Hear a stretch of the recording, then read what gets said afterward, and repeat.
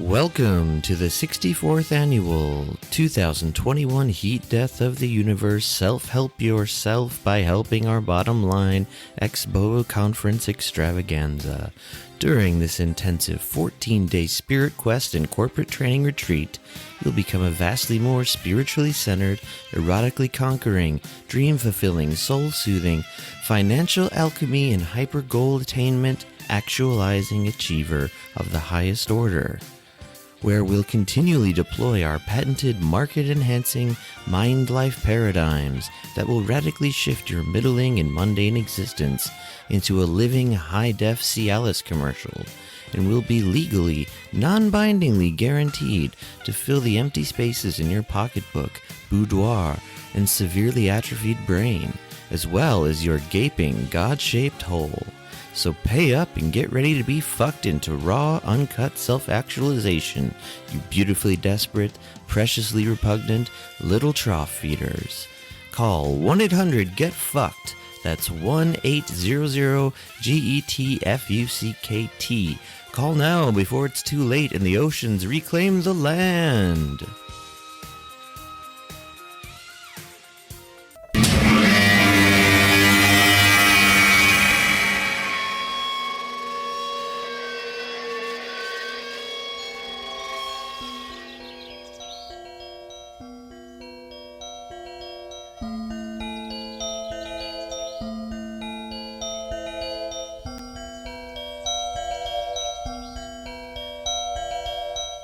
He walked out in the gray light and stood, and he saw for a brief moment the absolute truth of the world. The cold, relentless circling of the intestate earth. Darkness implacable. The blind dogs of the sun in their running. The crushing black vacuum of the universe. And somewhere 200 animals trembling like ground foxes in their cover. Borrowed time and borrowed world and borrowed eyes with which to sorrow it.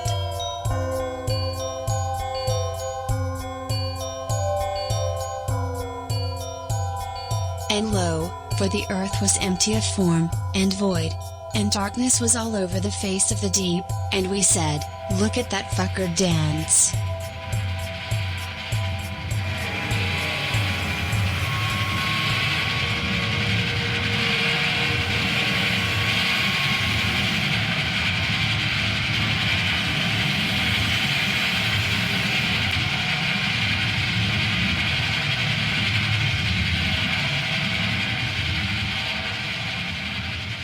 Welcome to Heat Death of the Universe. We are in Seoul, South Korea, some of us at least, where it is 10:39 a.m. and it is April 28th, 2021. Today, we're going to talk about, among other things, radical origins of self-help literature, guruism, Tony Robbins, a man named Mystery, and with us to do that is Ian from a podcast called Camp ReEducation.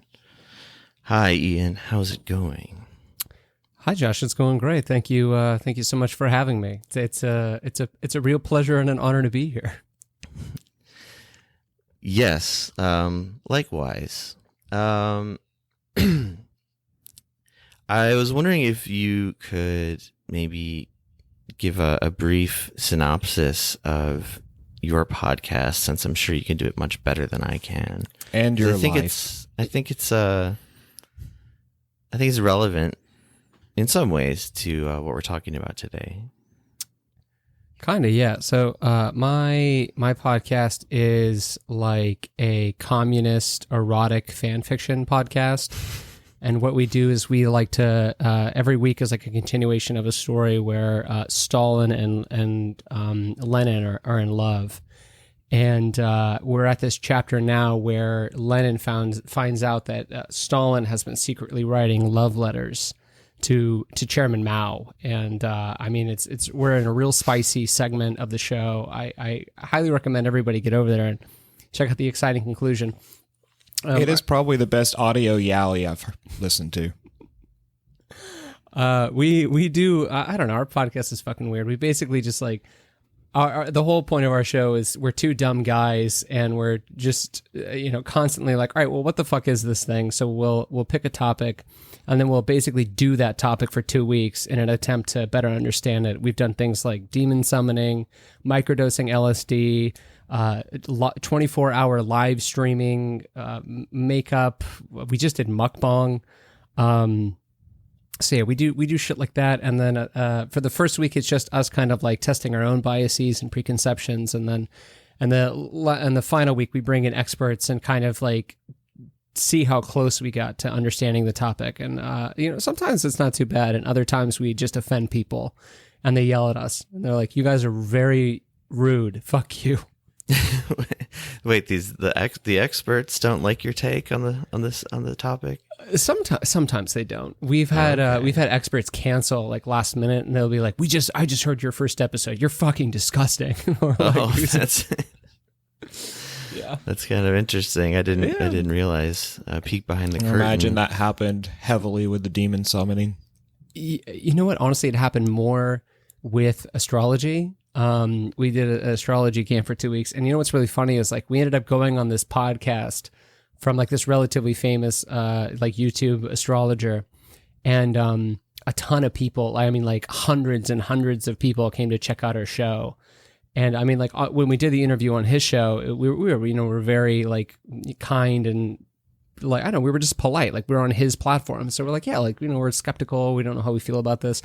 And then they listened to ours where I was like, astrology is part of the great American snake oil tradition. Fuck this shit. And they were like, what? These guys are assholes. Like, went to our website and like bombarded us with hate emails, which ironic, no one was smart enough to leave us a series of 1-star reviews on iTunes. So, it's like they really could have done a number on us, and they fucking didn't even think to. So, yeah, hey, you got those listens, right? Yeah.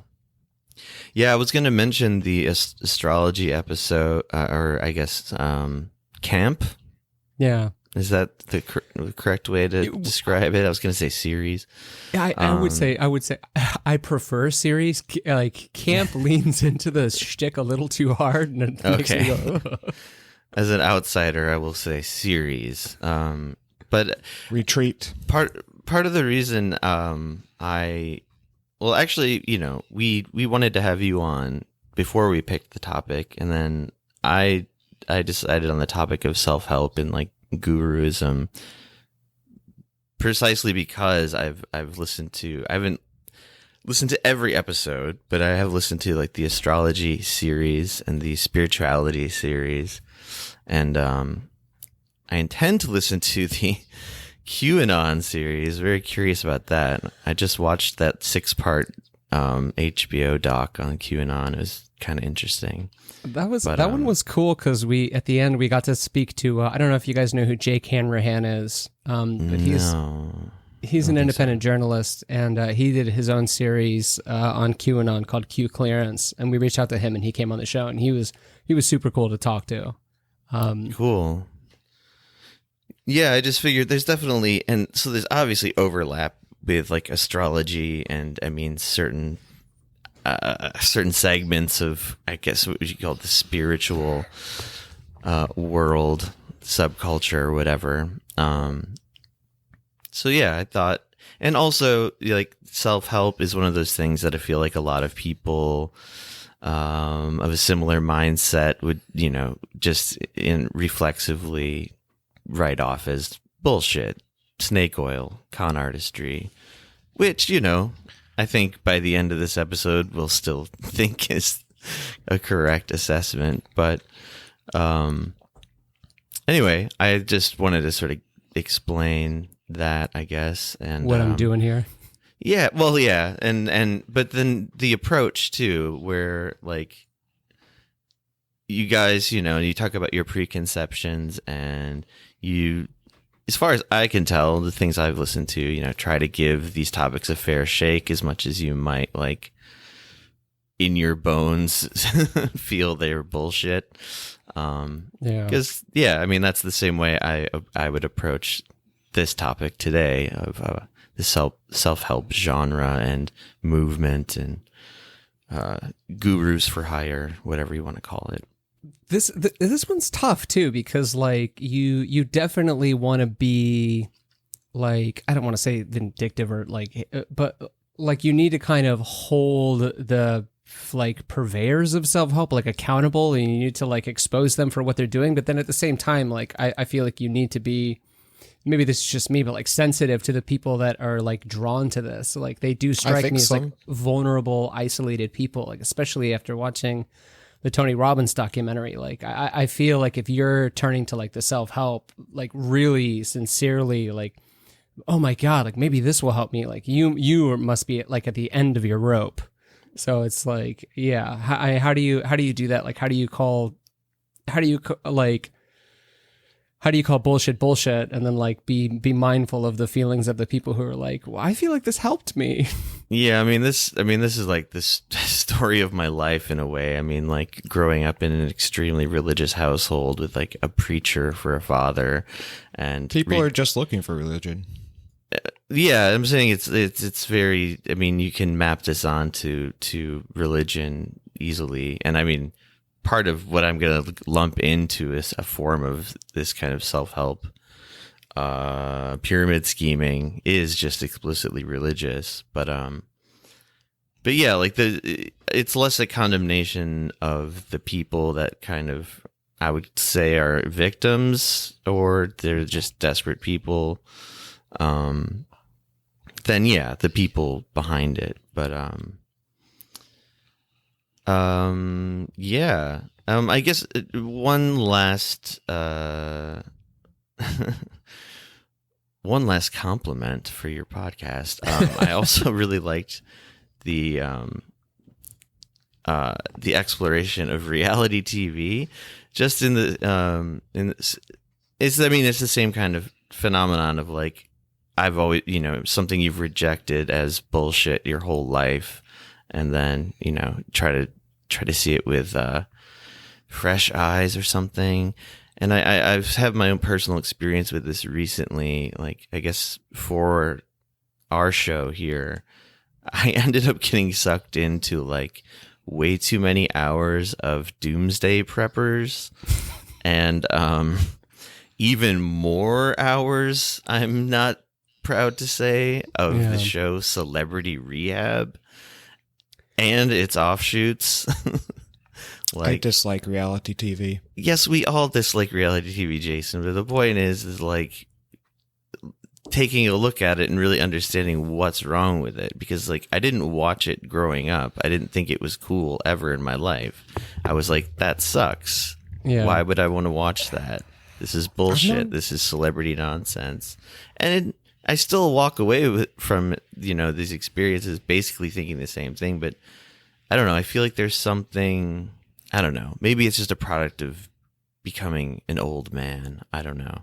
Like looking back upon like 20 years ago popular culture and like actually taking a look at what it was instead of just writing it off. I will say this, I'm trying to think about like how to say this as well, because like I want to frame it in such a way that makes it seem like I've really thought it out, and I'm not just like I don't know.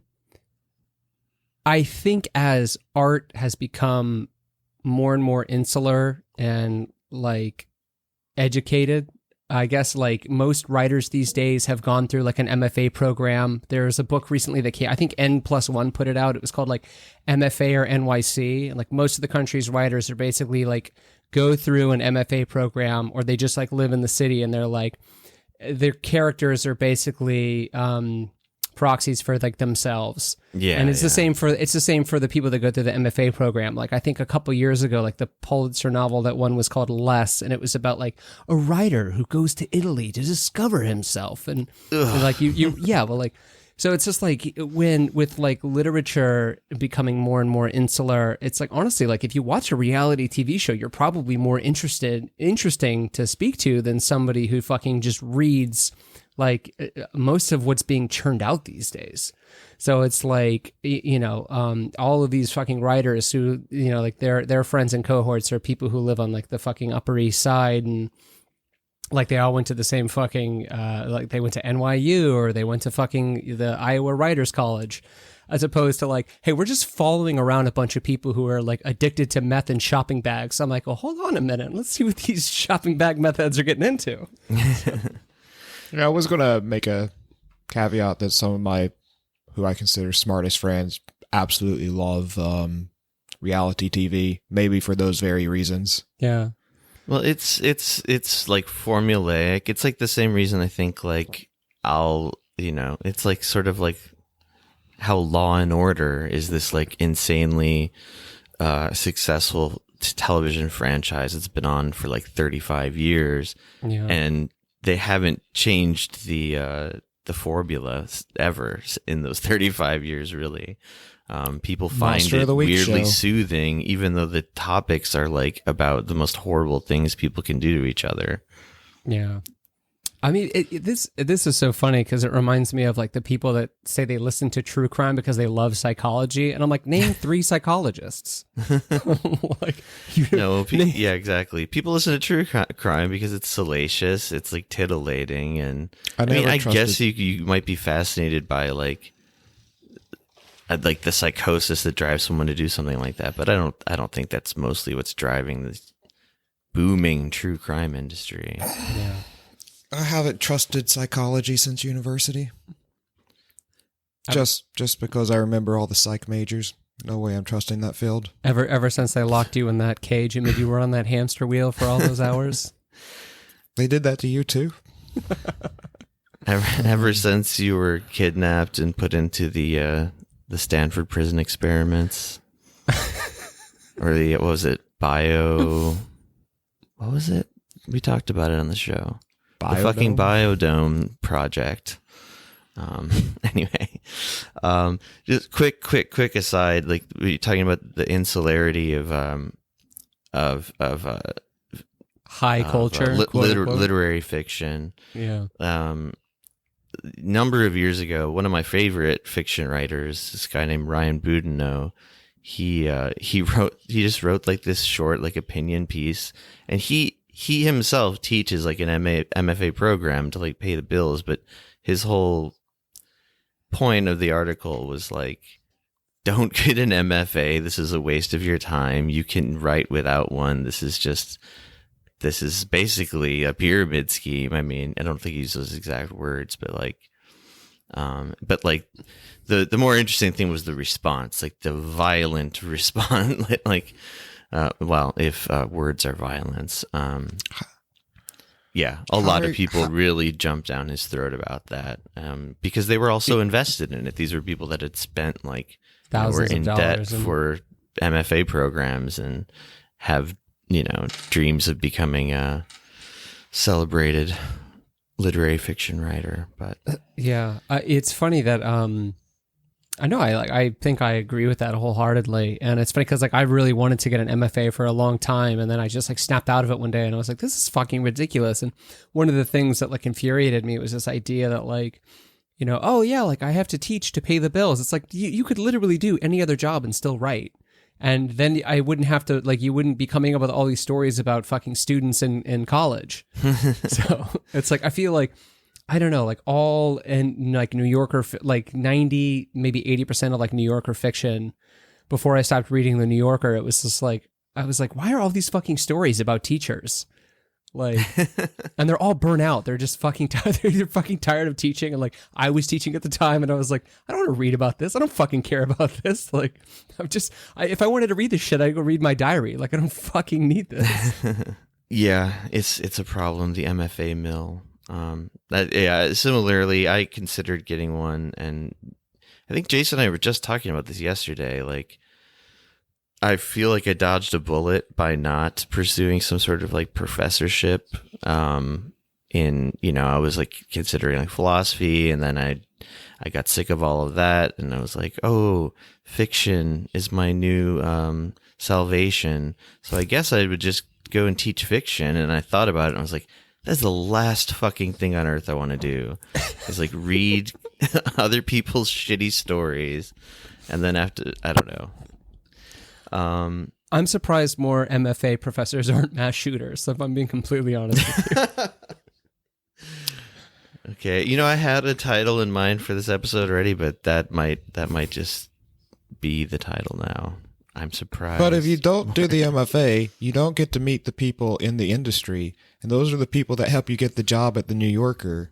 So how can you possibly be a writer if you don't meet the people in the industry? Yeah. I mean, you either come from a family with name recognition, or you go through the mill. Yeah, but a lot of the mill is such a lie, Like if you go to the Iowa writers workshop, it is still apparently prestigious, but I had a friend who graduated from there. They didn't do anything with fiction writing after that. I mean, I don't know. I mean, I guess it's just, we're getting further and further away from self-help here, but I will say this, just and this can be the last thing, and unless you wanted to add one more thing, and then I'll stop. I'll refrain after this. I guess we're touching on not a sore subject, but something that is of great interest to me. I think in 2016, I that was maybe the last year I bought the Greatest American Essays series because I wanted to be an essayist, and they weren't good, but I was basically just all right, who's still publishing? What kind of stuff are they publishing? What's the pulse? And after Trump got elected, of course, the forward was all about Trump, and they're like, how could stories let this happen? Oh my God. There was of course, the writer was like, I was teaching my MFA class, and I'm like, oh, really? Were you? And she said, and the kids were asking me, teacher, do our stories about leaves and walks in the park, do they still matter? And I looked at them and said, children, students, now they matter more than ever. And I'm like, you have a lot of nerve just looking those kids in the eyes and lying to them. I want to see the MFA faction at the resistance marches with their fucking with their placards that just have really tortured purple prose written on them in small font. I'm kind of an idiot, but I think the only literature that matters is science fiction and fantasy. You're probably right. Basically, all educated literature is sucked for about 20 years now. So even the quote unquote American classics The Centaur is literally just John Updike writing about his dick getting hard behind a desk. Cool. Yeah, John Updike's a fucking fraud. But okay, I said it last thing. One last thing, I think this is probably the harbinger of doom is that there was recently a liberal arts college, and I think they just cut their literature program, or they defunded it, or they're going to close it down because they're opening a video game wing of their school, and they're going to focus on video games and game development and esports. And they're this is creative writing and esports. Honestly, that's going to be it's funny because it used to be the best thing you could be as an artist was a fucking Disney animator because that's how you got healthcare. Now it's going to be I'm writing the new plot for Zelda. There's a fucking argument that one of the greatest pieces of literature in our lifetime is Metal Gear Solid. Honestly, all of them. Yeah, I would say yeah. If you're a cultured person, you've played all of Metal Gear Solid, and you realize that it is maybe the greatest piece of literature in the past 30 years. This is all right, guys. As we go on, let's get into the real topic. How are we going to help ourselves? I was going to say, I know I'm a guest, but if we have this discussion, bring me on for it, please. Yeah, it's definitely, it could definitely be a whole other episode, but it's interesting we went off in that path. But yes, the world of self-help. Shall we dive in, gentlemen? Let us shall. And how? I guess I kind of want to gradually go over the historical developments of self-help, but maybe just start at the very beginnings. So some people pedantic people could maybe argue that all of philosophy is a sort of self-help or something like that. But for the purpose of today's show, we're going to basically be talking about I guess what we would call modern self-help, which goes all the way back to like, I don't know, the 1860s. But before that, you know, there were tracts on like, you know, how to do things, instructional type literature, I guess. But like, it's, you know, it's not quite the same as self-help. It's not like a farmer's almanac or whatever. But so I guess one of the earliest versions of self-help literature was this book called Self-Help by the People, written by George Jacob Holyoake. And, well, I'm just going to read a little bit from this article here. It's a book review. It's called The Radical Origins of Self-Help Literature. And I'm going to read somewhere in the beginning here, but not the exact beginning. In her recent book, The Self-Help Compulsion, Harvard professor Beth Bloom discusses many examples of self-help literature from around the world in her effort to offer a more culturally specific and layered reading of the genre. Many people tend to write off self-help literature as little more than fodder for the worried well-off. And as Bloom concedes, there is a good reason to do so. Ha, we've been proved right. Between books on self-actualization, speaking circuits for self-appointed life coaches, high-priced personal growth seminars, and corporate-sponsored self-care initiatives, the $10 billion a year industry can seem to be little more than, as she puts it, a force that fosters privatized solutions to systemic problems. But, as Bloom shows, the genre actually originated in the literature of radical self-improvement societies and the collective do-it-yourself efforts of 19th century British anarchists and socialists. Long before the publication of Dale Carnegie's How to Win Friends and Influence People and Abigail Van Buren's Dear Abby columns, working people were reading manifestos like George Jacob Holyoake's 1857 Self-Help by the People, which urged readers to acquire new skills so that they might be of better service to others. This seems a little surprising to me. I didn't know anything about this history. You guys ever hear about the socialist history of the self-help genre? Not until I started researching this topic. No, I was actually pleasantly surprised and then a little dismayed because you're kind of like, what the fuck happened? Yeah. Well, speaking of what the fuck happened, the worker became empowered to the point to where they believed they could be the manager. Maybe. That's what happened. The worker got empowered enough to believe, oh, there's upward mobility now. No longer do I have to worry about my other worker brethren. It's time for me to become a manager. Yeah, everyone, like the, I don't know, Homo economicus version of like, how do I get my bag?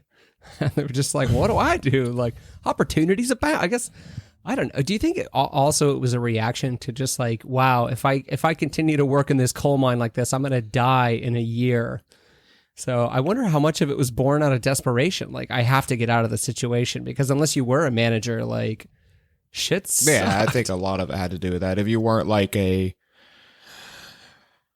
manager, we'll just keep using the word manager.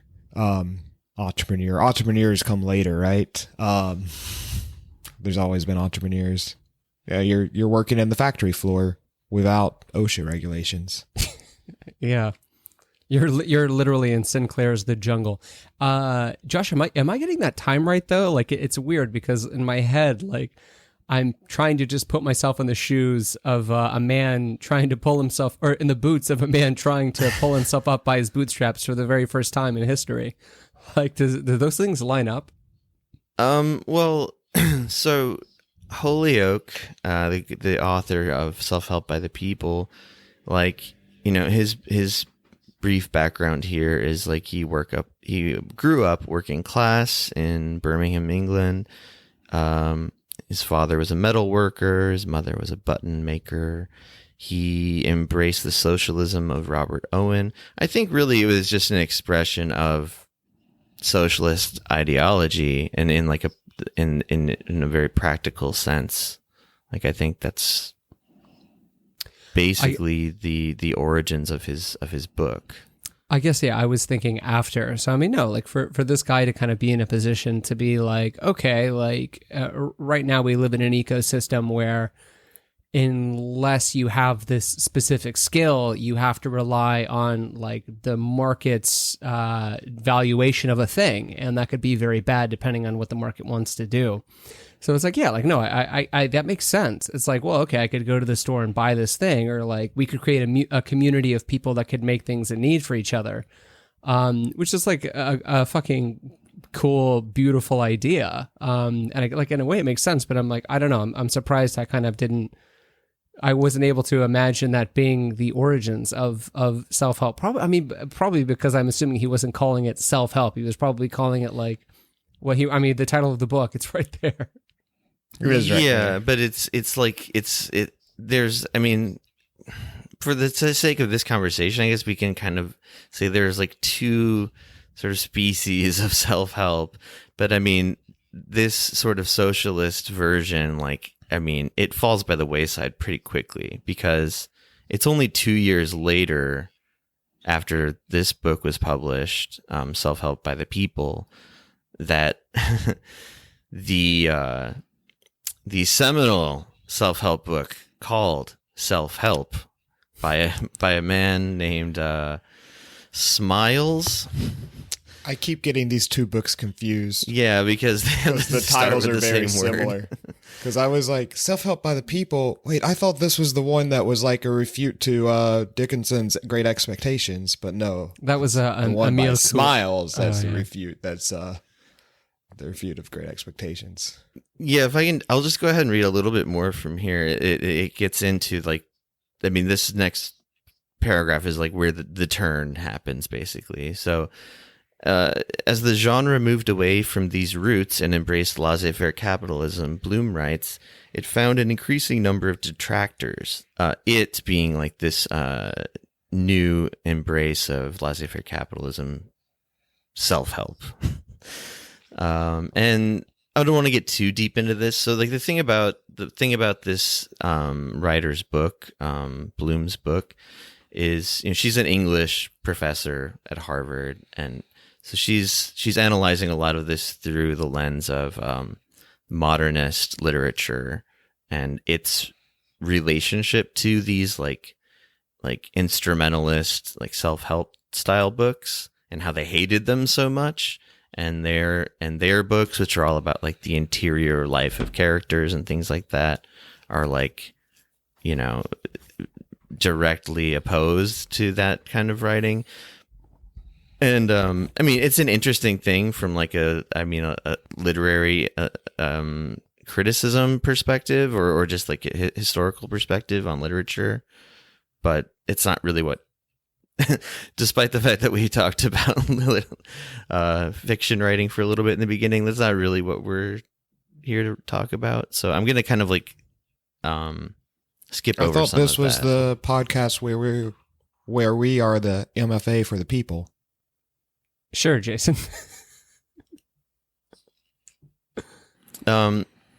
So she goes on to describe how the most famous sort of modernist writers at the time really hated this new genre of self-help book.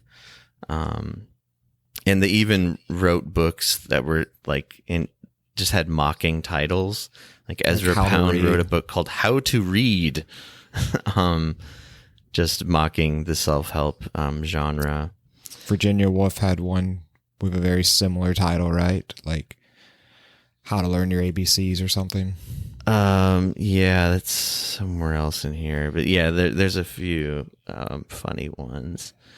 Yeah, so Gertrude Stein did one called How to Write. Ezra Pound wrote another one. Man, he really had it out for these self-help people, called ABC of Reading. Virginia Woolf wrote How One Should Read a Book, ? Yeah. These all sound like interesting books to me. Like, I want to know how to do all these things, because sometimes when I'm reading a book, I'm not sure if I'm doing it right. You know, there was like one leather worker who legitimately wanted to learn how to read and picked up Pound's book and was just like, what the fuck is this dense What ass is text? all this anti-Semitism poetry? He was an anti-Semite, right? I think that's like all I even really know about Pound. Yeah. Yeah, come at me, a state of Ezra Pound. When I was a young man, I really liked the band better than Ezra. Yeah, isn't that why Hemingway, like, wasn't Pound like rotting in jail, and like Hemingway wrote a letter to Fitzgerald or something? It was like, if Ezra had any good sense left in him, he'd kill himself. I believe so. It's either way, striking a bell in my head. Sort of darkly funny considering Hemingway's fate. Hemingway just went out the way he wanted to. Well, he was being bugged by the fucking CIA, like, and no one would believe him. Yeah, because he was always hanging out with any of that. Because he was always hanging out with Castro, and they were like, "Oh, these damn communists," and no one would fucking believe him. And he'd be like, "Dude, I'm being bugged. I swear to God, I'm being followed by the fucking government." And maybe it was the FBI. Well, they had it out for Castro ever since Castro basically came on the news and said the CIA had JFK killed. Ever since Castro got that MFA. Yeah, just Jason is just strong facing that joke. He did not like that one. I would like to read Fidel Castro's sensitive little thinly veiled literary fiction novel. Okay, so while the literature of advice and of cultivating personal fortitude has existed as long as the written word, from the analytics of Confucius to the writings of the Stoics, Bloom dates the advent of modern self-help to mid-19th century Britain. Self-help, she writes, may have reinforced the notion of self-sufficiency, but its impulse towards self-reliance also grew out of radical working-class organizations like labor cooperatives and mutual aid societies. In these settings, laborers held meetings to discuss ways of bettering themselves and looked to books like Self-Help by the People to learn skills that could benefit the community. So obvious, clear contrast here between these styles of self-help, these styles of individualism. I mean, I guess there's a form of individualism that doesn't utterly shut out the notion that people are interconnected and can help each other. And then there's another style, which is now I don't know, the apex example is the giant headed terror of Tony Robbins, that style, which all really starts with how to influence people. No. How to win. Was it? How to win friends and influence people. Was it Emile Coué book, Self-Mastery Through Conscious Autosuggestion? That is a classic. That leads into an important subspecies of self-help, though. Yes, that book either directly began or was just sort of an inspiration for the New Thought movement, which is talked about right here. But right before I get into that, there's just a couple more notes about the socialist origins of the self-help genre. And there was a long Russian named Chernyshevsky. His book, What Is to Be Done? I know that title. It's a famous book. From 1863. That book was hugely influential on Lenin, a lot of Russian radicals, including Vladimir Lenin. But it also it offered information for budding revolutionaries on everything from romantic relationships to how to start a sewing cooperative. Kind of curious about that book too, sort of. I mean, I got the romance thing down. Don't get me wrong. I have no idea how to start a sewing collective. It's funny to imagine that Lenin was secretly a pickup artist because of this book? Oh shit, that would be an interesting thing to weave into this episode. Yes, the origins are socialistic, but Lenin is also responsible for creating the pickup artist movement. Damn, girl, are you the proletariat? No, I mean, are you the bourgeoisie? Because I want to overthrow your legs over your head. Sorry. I'll see myself out. Thanks for having me on, guys. That's where the rim shot noise will go. Oh my God. Just kidding. I only do that to myself. So despite these working class roots, self-help quickly became associated with the, quote, aspirational middle classes, Bloom notes, who were uneasy about their status in industrial society. Through self-help, they could remake themselves so that their manners, interests, and values reflected those of the aristocracy and helped them to retain or advance their class position. So this is really the turn here, I guess. Yeah, I mean, I guess like with a lot of with a lot of things that turned out to be for the worse, in my opinion, I guess, and many people's opinion, we can blame it on industrialization, maybe. Somewhat. Yeah, well, I mean, it's funny too, because like especially like that stage or like that level of like, you know, burgeoning capitalism as well. It's just like so much of it was just like, I mean, now we have our own special version of cog in the machine, but then it was like very much like you can be the lever pulling man, you can be the shoveling man. So it's just like, you know, all right, well, like what skills do I need to get to fucking, you know, tell the shoveler to shovel faster or the lever pulling man to pull the lever faster, because like the MBA wasn't a fucking thing. Like that didn't exist. It was all about the ability to like rub elbows at fucking galas and like know which fork to use to open up your oyster. So, right. And for like, I think like lower classes or but that wasn't, those skills weren't necessarily common sense. And it's funny because like, even when I watched the pickup artist and like preparation for this, it's just like, how do these guys not know how to have a fucking conversation? It's like, well, maybe that's a skill that like I'm taken for granted because of like just like where I've grown up and like who my family is and like the situations I've been introduced to just through my class, you know? Yeah, that's a good point about that. Yeah, I because it's easy to get just like incredibly frustrated with that particular. I know some people consider like How to Win Friends and Influence People the seminal self-help book. Not self-help itself, but that book I think is a bit more famous, the Carnegie book, and I think that whole book is about just how to talk to people. Yeah. You know how famous that book is? There's a picture of Eminem reading it on one of these articles. I believe it. I feel like that book's incredibly famous. Yeah. I've never read it though. No, it's still like a how to talk to bestseller people. or something, but yeah, I mean, and just to like further the common sense thing, and maybe again, I'm getting like these dates confused, but yeah, I feel like when I'm just like imagining, fuck man, I can't remember his name, but he's like one of the earliest like American authors. He only wrote a few books and then he died of like alcohol poisoning or something. But I do imagine like these dudes that like lived in squalor, you know, tenement buildings or something like that, and like all they knew how to talk about was getting syphilis from prostitutes and betting on dog races. They're like, what do I say to a gentleman? So, yeah, that's all I know how to talk about is my syphilis and dog races. You and me both, brother. I have the best syphilis. I thought you were going to say you have the fastest syphilis. I should have. That's how I keep winning all these races. The trick is I give all the dogs that I don't bet on my syphilis, and then they don't run as fast. I'm glad that. I think this could be a self-help novel too.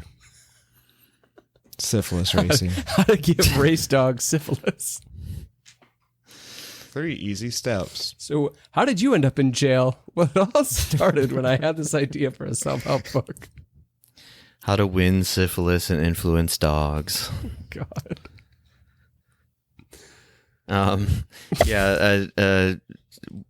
stupid backtrack, but I couldn't get the image of like Chaplin's Modern Times out of my head when you were talking about people being literal cogs in the machine. Yeah. And that's the job I would have asked for. Comedic cog worker getting squeezed through like spaghetti.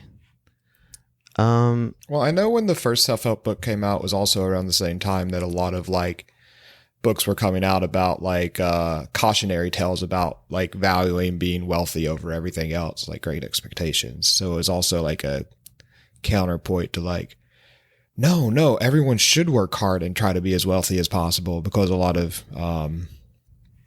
laymen or business owners at the time were like, oh God, people are suddenly thinking maybe there's better systems than just trying to work hard. Yeah. I don't know. Yeah, I mean, it's actually a through line with a lot of self-help stuff. That is also literature to make people believe the myth that they can, fly, pull themselves up by their bootstraps, whatever you call it. Yeah, because like even before like the modernists like started taking issue with this kind of self-help. I mean, this best-selling book, which we kind of talked about, it's literally called Self-Help. It was way before like the modernist movement, but yeah, like you said, like it was sort of a reaction to like, yeah, the huge authors at the time, like Charles Dickens. So, was he canceled too? Like my boy Ezra Pound? I hope not. I liked Dickens. I don't know. I think he made it out unscathed, but I mean, that whole time period. Yeah, I was going to say, it's hard to find anyone far enough He was back in clean, history. right? He was clean. No bad things about our boy Dickens. What's so funny is that I have this like anecdote, which is maybe why I thought about the horse race prostitute thing. No, I'm sorry, dog race. Schopenhauer, I think in his later life, retired in England, and he would go to the same pub like every day at the same time and sit down, order, blood sausage and beer, mead, and put a gold coin on the table in front of him. And he would eat and drink, and after every meal, he'd sit there for a couple minutes, pick the coin back up, and put it in his pocket. So one day, a waiter asked him, every day you come in here at the same time, you order the same thing, you take a gold coin, you put it on the table in front of you, you put it back in your pocket. Why?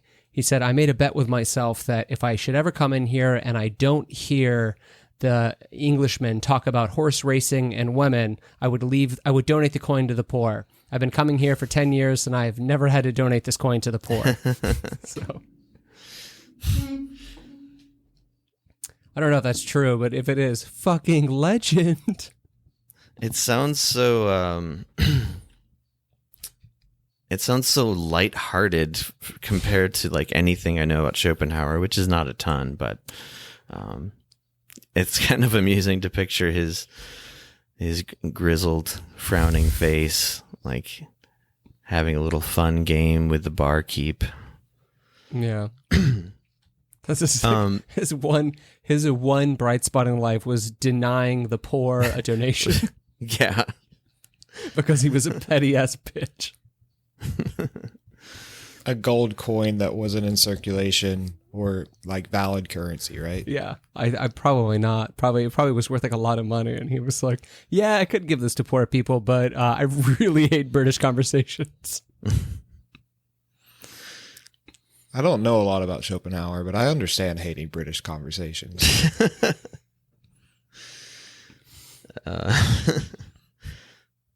Seems to be sort of a little bit of an ongoing thing. Jason making enemies with the entire island. Yeah. Okay, so this moves into one of the other major subspecies then. So the author of this book, so for Bloom, the embourgeoisement, a word I had never seen before exactly, of self-help books was sparked by a convergence of factors. from swift advances in mass literacy to the popularity of mail-order self-improvement schemes. In the United States, in particular, it was furthered by the rise of New Thought, a quasi-religious movement that believed all problems originated in the mind and in one's attitude towards life. New Thought pitched itself as a mind-healing movement that stressed the power of positive thinking, the law of attraction, and the use of visualization as a means to self-actualization. So I think this pretty squarely gets us right into the wishful thinker, self-help guru, subspecies. There were a lot of books like this, and most of them involve like positive thinking in order, like strictly just to get money. The Secret? Yeah, The Secret is like the modern one that I would first think of, I guess. But yeah, like apparently that book was also just like complete rehashing of all this older, this old New Thought movement. And I don't know, to me, this seems like one of the more obviously ridiculous versions of the self-help genre. I don't know, man. What do you guys think? You know, I was really sad once, and someone just told me to think positively, and I did, and I was happy. Case closed. All right. Yeah. I think that the dangerous thing about this, like even overlooking all of the just bilking people out of their money, like especially people that don't have a lot to begin with, is that this New Thought movement also believes in thinking away things like cancer and and all disease, basically.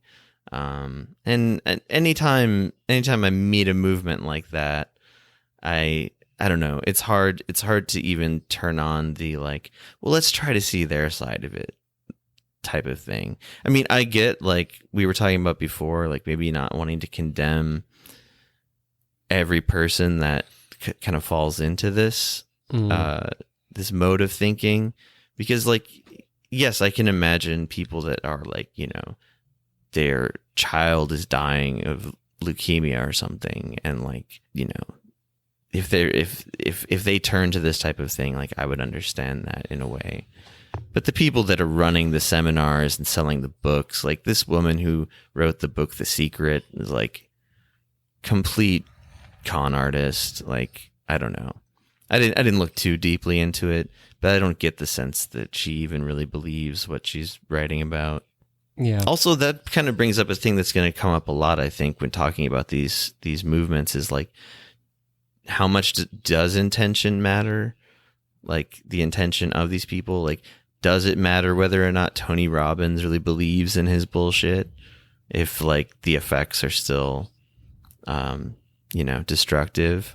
I think it matters in the same way that we, sentence murderers. Is it first, second, or third degree right. con artists? How I much?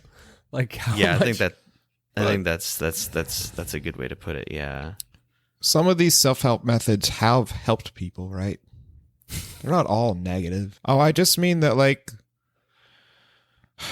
some people really can just use basic life advice. One of my biggest problems with most self-help is I feel like it's all just cliche stuff that you should probably hear from your grandmother at some point. But some people don't get to hear it, so it's new to them, and they're oh yeah, maybe I should just try making my bed. Yeah, but should you have to pay $5,000? No, of course not. To go to a Tony Robbins seminar to hear a guy say, "The power is within you."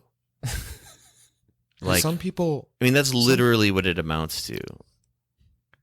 Yeah. That's the problem.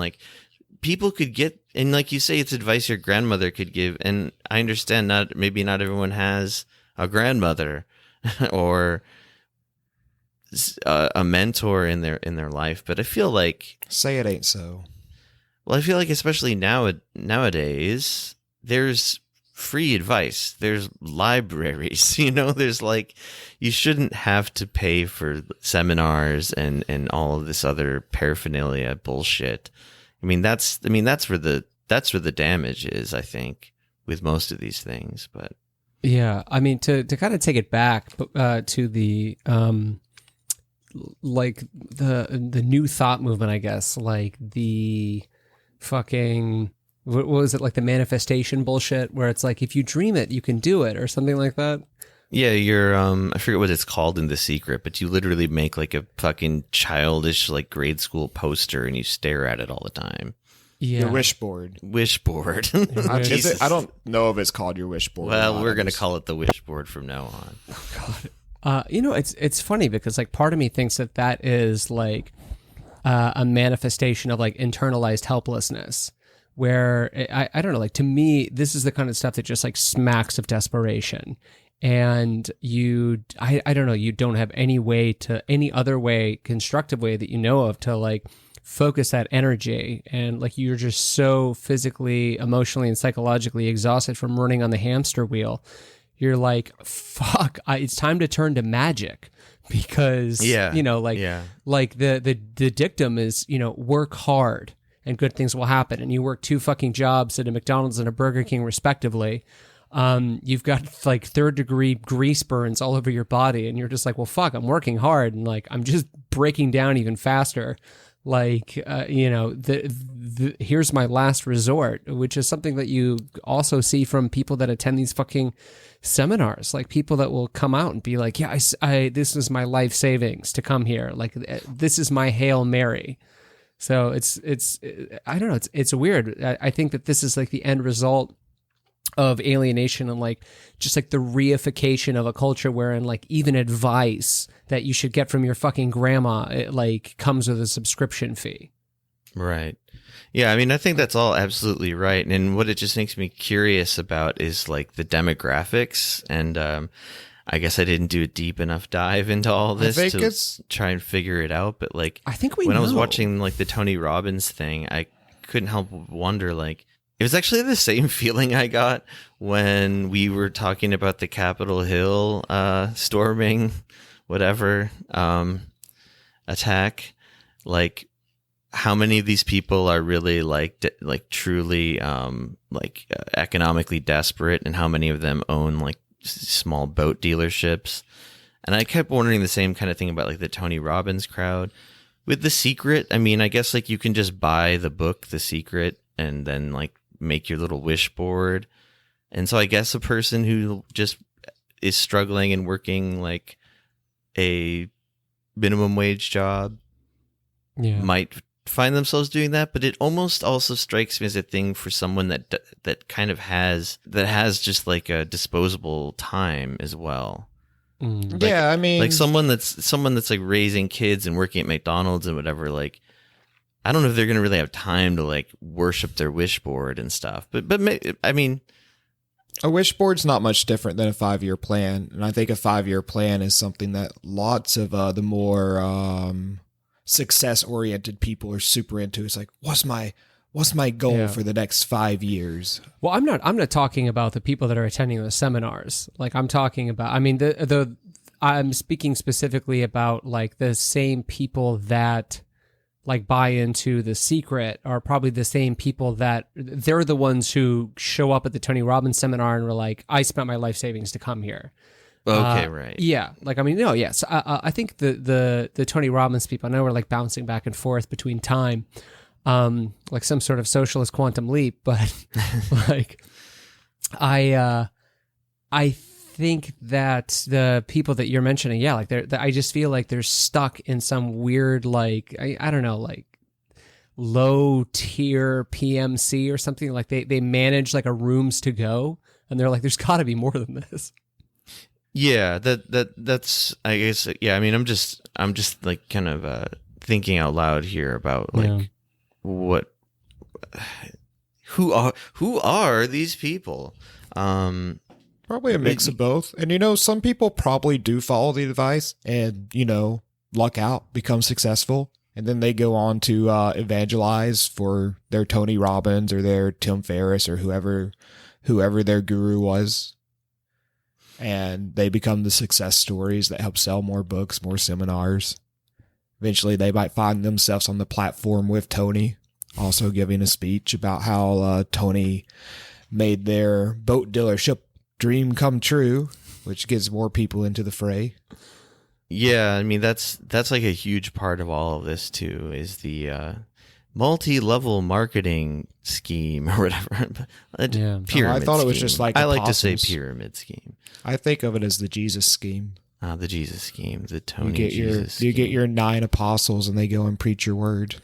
It's weird because like I think for the PMC people that go and attend these seminars, like the self-help thing seems a lot less about like self-control and more about the idea that like if you deny your fundamental humanity, you can then be in a position to like control other people and like tell them what to do. Like it's just really this like deep-seated resentment of being told what to do, so they go to someone to tell them what to do, and it's just like I don't think they see like the irony in that.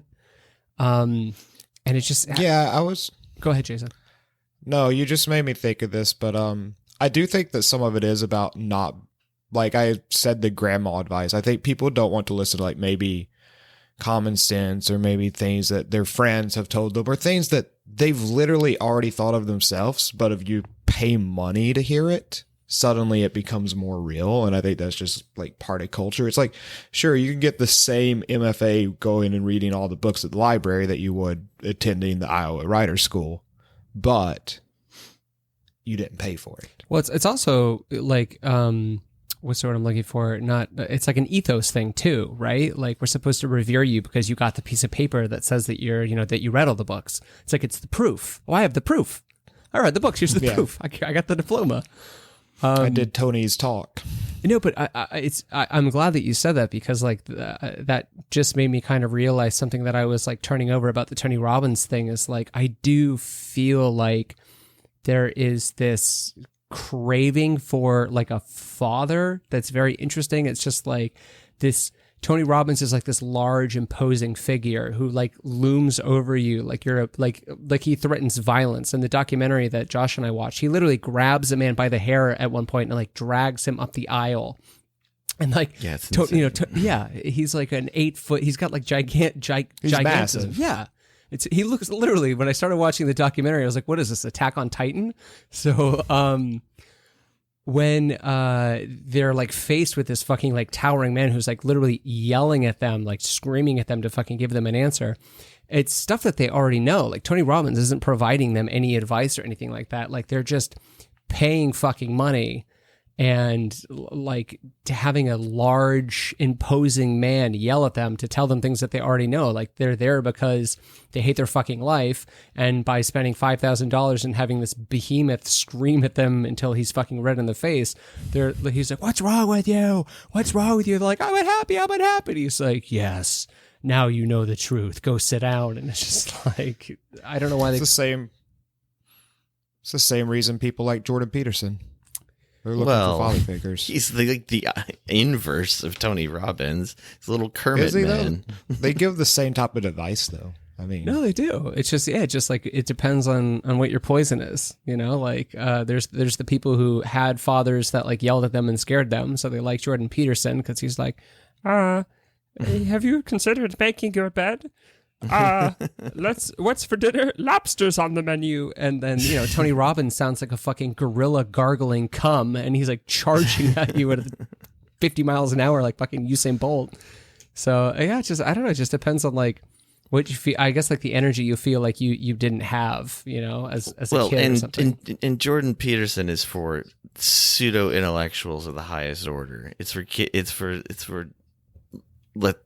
Come on, there are no women who like Jordan Peterson. It's for boys who like just studied, philosophy 101 and think they can school people in YouTube comments on whatever. Jordan Peterson is for people who read the Wikipedia page of the Critique of Pure Reason. I think that's even giving too much credit, but yeah. Yeah, I don't know. I mean, Jordan Peterson is worth lumping him in with with all of these other self-help con artists, because I really think he's no different in most respects. I mean, like 12 Rules for Life. I mean, that just sounds like a self-help book title. Don't compare yourselves to others. Compare yourself to who you were yesterday. Yeah. Jason out here spitting the Peterson facts. Jason sent me this picture. Was that today or yesterday? I don't remember. It was like Jordan. Just explain it yourself. Where was that? What was that? So my friend Jordan, who works at an elementary school, Not Peterson. his newest coworker, is super into Jordan Peterson, and he has like motivational quotes. I guess just Peterson quotes around his classroom. That was from the school. That picture. Yeah, that was from his I guess co-worker's classroom, where he's just got quotes of Peterson up. And like, I haven't really read Jordan Peterson. Of course, I know who he is. I'm just like, I have better things to do in my time. Like, I'm trying to watch all of One Piece. That takes a long time, which is better to do with your time than reading Jordan Peterson. But as he's showing me these quotes, I know the quote that I sent you the picture. I was like, "Don't compare yourself to others. Compare yourself to the person you were yesterday." And you read that shit, and it's like, yeah, there's no way Jordan Peterson's the first person to say that, right? Like, all of his quotes are just fucking platitudes or cliches that like my grandma said. And I'm just like, oh God, people get rich selling this shit? Yeah. Well, it's funny too, because like real psychologists, like I'm thinking of fuck my life. This is Jung. Jung. Festinger. There we go. I was thinking about Leon Festinger, and he was like, actually comparing yourself to others is helpful. Like, and he called that, like, he's got his whole thing of like the social comparison theory, basically, where it's just That's why I watch pornography. Yeah. So yeah, I mean, Jordan Peterson's so full of shit. I don't even know how much it's worth like going into, but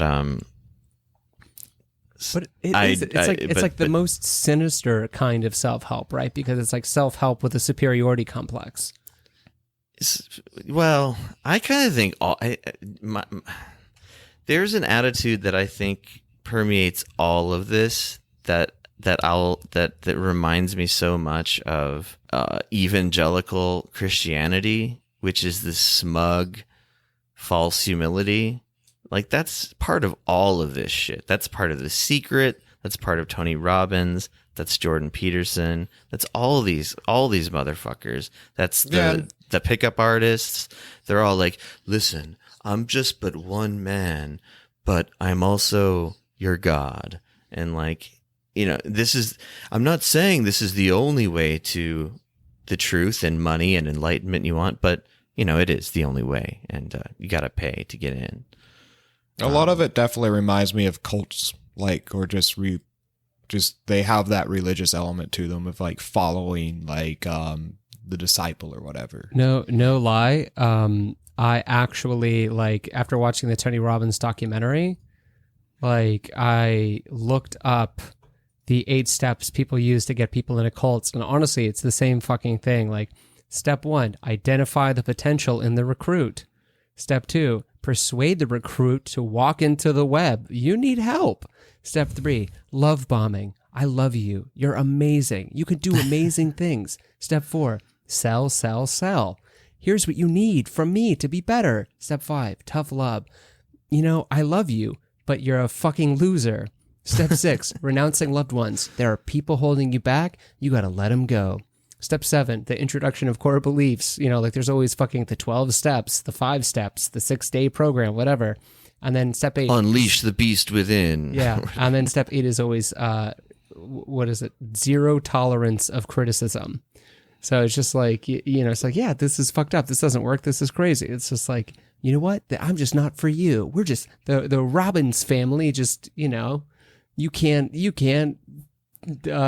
play with us or something. Yeah. I mean, that's absolutely accurate to how a lot of this stuff works. I guess I won't sweepingly say all of it, but I kind of am very tempted to just say all of it. But maybe as we go into more of these things, sort of one by one. But I guess then on that note, like I'll just kind of, I'm not going to read any more exactly from this article. Although I will just recommend to people. It's not too long of a read. Anyway, it'll be in the show notes. But one just like interesting factoid before we move on to I think we'll probably move on to the life coach variety. Is that this Samuel Smiles guy who wrote the book on self-help, literally called Self-Help, which I find really amusing because I can't, maybe you guys can think of something. Can you think of when another like definitive work in a genre or a movement is named identically to that genre or movement? I'm sure it's happened before and maybe I'm just blanking, but it's just kind of, it's funny to imagine with other things. Like the first science fiction book was called Science Fiction. Or I thought that's how genres got their names. Like everyone knows the first fantasy book was fantasy. And then there was the great literature book, literature. God. And I mean, I guess maybe some of the earliest philosophy was probably just called philosophy. You can't forget de philosophy. What voice is that? What character are you doing right now? Yeah, I was gonna say I don't fucking know. Our You're like the name. The guy from Police Academy. That's you, Jason. I've never seen. I have seen Police Academy, but I don't remember it at all. You know, he does all the fucking young. He does all the voice. I've never even seen it either, but I know the guy. Anyway, Jason is our voice work expert. The cookbook. Was the first cookbook called The Cookbook? See, that one I could see, maybe.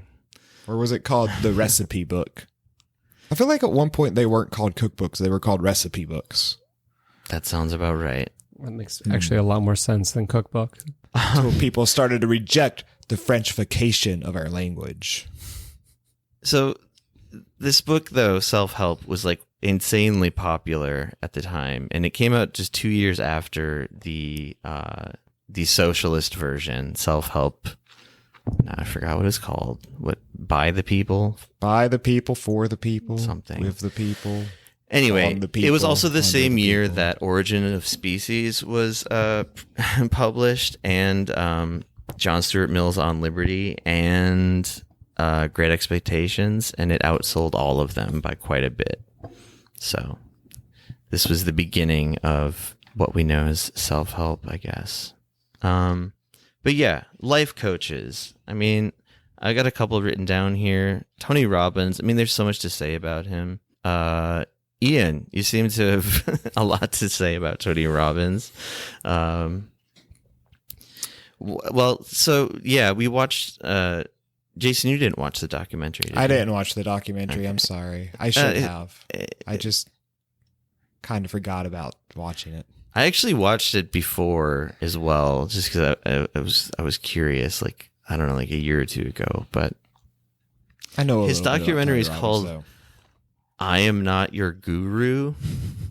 I think the title is what made me like what? What is this? I have to check this out. And he is very much your guru as soon as you start watching the film. Like, it's such a ridiculous title. That's that kind of like fake humility shit that I hate, that just reminds me of mega churches and stuff. I kind of hate the word guru being appropriated by all these fucking people. Yeah, like that's the thing now, is like people used to think of guru as like you know, you have to travel to the mystical east to find a guru, which, I mean, there is still that industry, and it is a very like profitable industry, but that's mostly aimed at like usually very wealthy Westerners, usually going to India. But I imagine Elon Musk has a guru. But I mean, it's funny that you mention that, because like this is essentially what like the tech industry has done. Like now your guru lives in your pocket. Like there's, you know, especially with like the mindfulness meditation app. Yeah, so it's just yeah. like, you know, it's just funny because like in all of these self-help instances, like you are always your own worst enemy. Like it's always, everything is your fault ultimately. It's because like you like TV it's like anything that you like to do is actually, it's bad that you like that thing. Unless you figure out how to profit from that thing. Usually to profit from that thing you like, though, you have to strip away all joy. I think there is, and like Jason, you and I kind of talk about this like now and again, like whenever we bring up like our favorite guys, Elon Musk and Jeff Bezos. Like, I think I said something the other day, like, I can't imagine like what these people like. I just can't even imagine them having any pleasure at all in a weird way. Because at least maybe that's just like a sort of image put forth. No, we were talking about Zuckerberg and how like there are all these like obviously staged photos of him like at a birthday party, and he just looks like a fucking stunned alien in each picture. He's like holding a birthday cake, stunned alien face. Like, I don't know. Maybe am I being too mean to Zuckerberg? But no, I don't know. I know. I don't think so either. But like, I think there's something to the idea of like this weird self-denial, but while also like vacuuming up every last bit of capital. Like, I don't know. It's a strange mixture of things, I guess. Optimization leaves no room for joy. Yeah, which is really just that idea itself gives me the fucking chills in a way. Also, you're supposed to look at everything in your life and question, does this bring me joy? Right. Well, we didn't even bring her up at all. I had her in my notes. Did. Nice. No, but I mean, like, yeah, like I think, like some of the, and again, like this is the more like nefarious form of self-help. Like this is the less obvious stuff. Now that like Robbins has infiltrated the mainstream, like you get like these kind of I don't know, like the same kind of energy trickles out and just like becomes transformed into a more palatable version that's doable. Like Marie Kondo, like Jason had just said, like throw things away if they don't spark joy. Like what the fuck does that even mean? Like Marie Kondo looks like the type of person that would break her children's fingers. Okay. Like she fucking terrifies me. So I mean, I don't even completely disagree with that. Sometimes I do think people just hold on to too much shit, but me included, and it does feel good to just, clean stuff out. But well, I think it doesn't have to be an active part of there's your a life. difference between just going, do I use this? Like, yeah. Like yeah, or there's a difference between do I need like this box getting of rid of cables? clutter and then needing to like buy a bunch of Marie Kondo like organizational plastic boxes for $1,000. Like that's the really insidious part. But the other thing is that there's always a kernel of truth to all of these things, and that's what makes them work. If it was through and through bullshit, it wouldn't. I don't think they would catch on. So like there even is something to Tony Robbins' stupid fucking mostly meaningless pablum bullshit, and that is like looking within, really honestly facing what's going on in your life, that kind of stuff. But you don't need to pay him $5,000 to scream at you to break up with your boyfriend, which is something that happens in the documentary. Did you make it all the way to the epilogue? Yeah, they stay together. They take it back, which of course, who didn't see that coming? Like, no, because again, like I think the mania wears off because again, it's such like that's what he's doing. Like he's inducing mania in these people. He's locking them in a room for fucking 12. But aren't the seminars like, they're 12 hours a day or something? Sometimes even longer, I think. Yeah, it's long, and the whole atmosphere, like it almost like gave me like a fucking panic attack to watch. God, if I ever get to trip again and I have enough money to go to a Tony Robbins seminar, that's that sounds exactly what like I'm doing. Pure hell. I just want to see if it could change me. Yes, you will become out a psychopath. Perfect. That's what I've or just always a dreamed of. broken catatonic mess. Yeah. Like, yeah, the whole thing is like super intensely loud, like generic dance music blasting at almost all times. And everyone's like, if you're not like dancing and clapping, you're othered out of the room, probably by like private Tony Robbins security. It's like, and it's so transparently obvious, like when you see it from the outside, what's going on, like whipping these people into a frenzy, becoming more and more open to suggestion, really, is basically all it is. Yeah. You know what's really funny is this is, I think, like the ultimate question that I walked away from the Tony Robbins documentary with, is that like, I think like my understanding of it or conceptualization of it is that like there's like a fundamental truth to the idea that like the self is a response to like external stimulus. Like there's a line from the sociologist who I can't remember, says like the self cannot exist in isolation. Like you only come into being through your interaction with other people. Right. And it's like they're ultimately talking about like, identifying the things that stop you from improving. And a lot of that is like your behavior, your relationships and things like that. And it's like, identify the things that are holding you back. But it's really like what they're really saying, and this is super fucking insidious, it's like, identify the things that make you you and become a fucking machine. So it's like this pseudo-psychological aspect of like identifying aspects of your personhood and then denying them. And I wonder, under the self-help dictum, like, are you allowed to be yourself? Like, is that allowed in like the self-help universe? Like, is authenticity possible in this world? No, it's a lot like taking carbs out of your diet. What do you mean? Go on. So this whole thing about being yourself, you have to deny like maybe your instinct for like, you're a person that just enjoys winding down, and what you want to do is watch TV. But, if you want to be successful, you can no longer have TV in your life, and all you can do is just work harder. Well, I don't sort of like if you want to lose weight, you have to take carbs out of your diet. I don't even think it's about pastimes, because I mean that's really more like just the only thing you have energy left to do after like you're at work all day and something like that. Like it's not even about like feeling bad about your pastimes, but it's just about like, that makes me think of something though.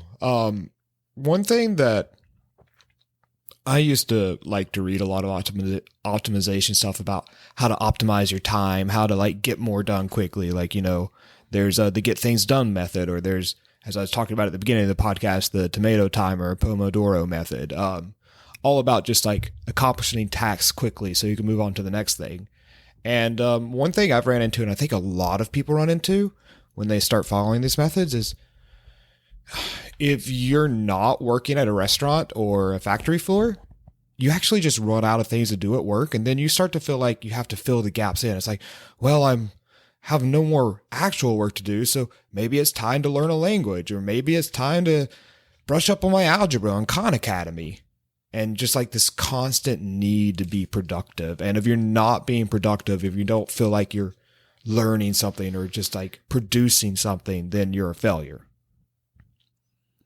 Yeah, and I think, there's a little bit from this other article I want to read eventually, but I think there's something to this idea that, like, everyone's familiar with the idea that, like, corporate entities, like, have this legal status of personhood, but there's, like, this inverse problem where people are basically becoming, like, miniature and shitty corporations, like, weak, failed corporations, and meant to feel that way, like when you're dwarfed by these other ones.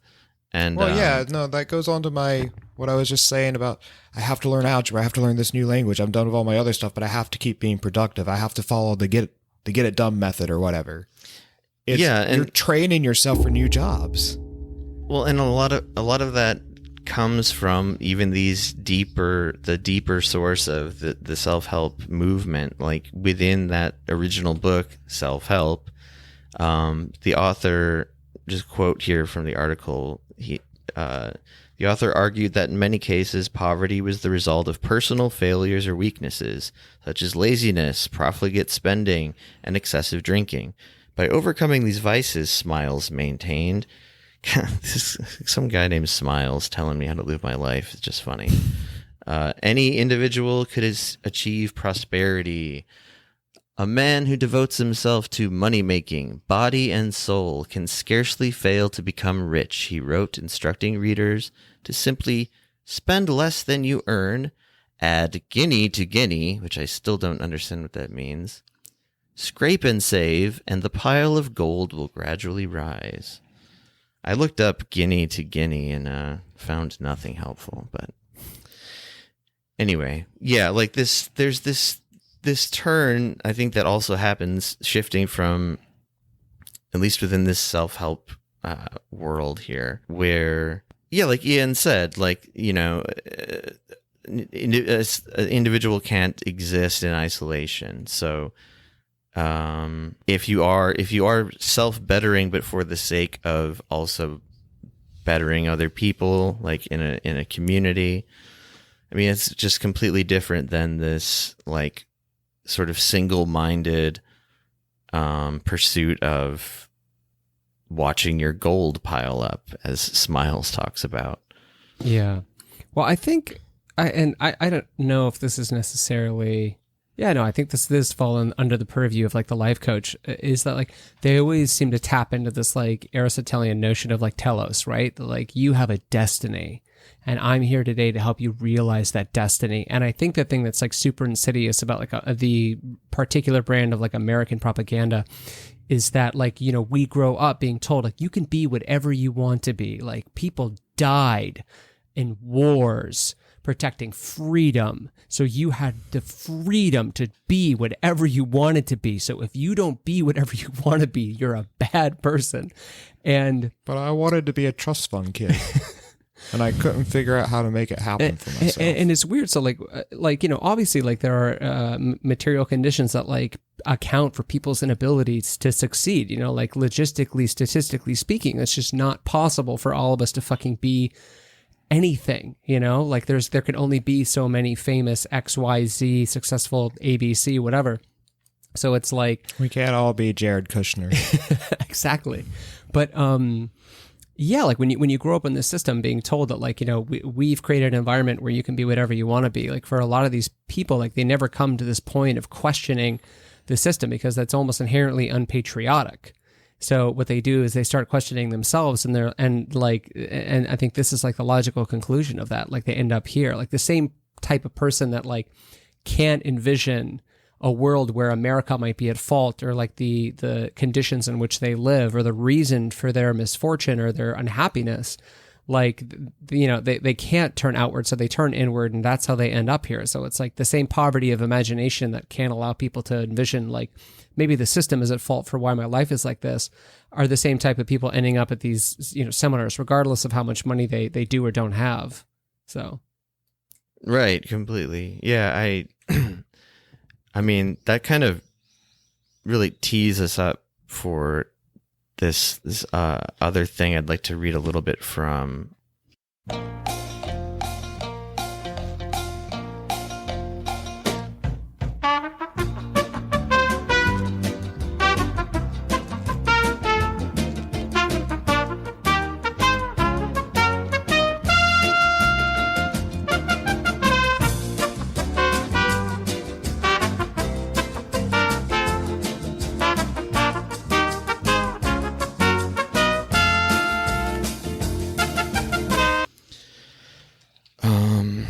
Okay, where were we? Ian was saying something profound that matches up well. And then Jason wrote it down on paper and pissed all over it on camera. It was very shocking. I don't know if I can recover, but... Yes. I try. Gigi Ellen cosplay happened, and here we are. Switching over to another article in this is like an explicitly socialist website, right? It's got to be. The New Internationalist. Article is called The Self-Help Myth. And here it goes. What's the point of responsibility? this seems like an odd question in an age when social inequalities, human rights abuses, and climate change make it abundantly clear that we have an inescapable responsibility to others and the environment. And yet, our age seems to be defined by an intractable paradox. Taking on greater responsibility is ultimately useless in ensuring individual, collective, or environmental well-being.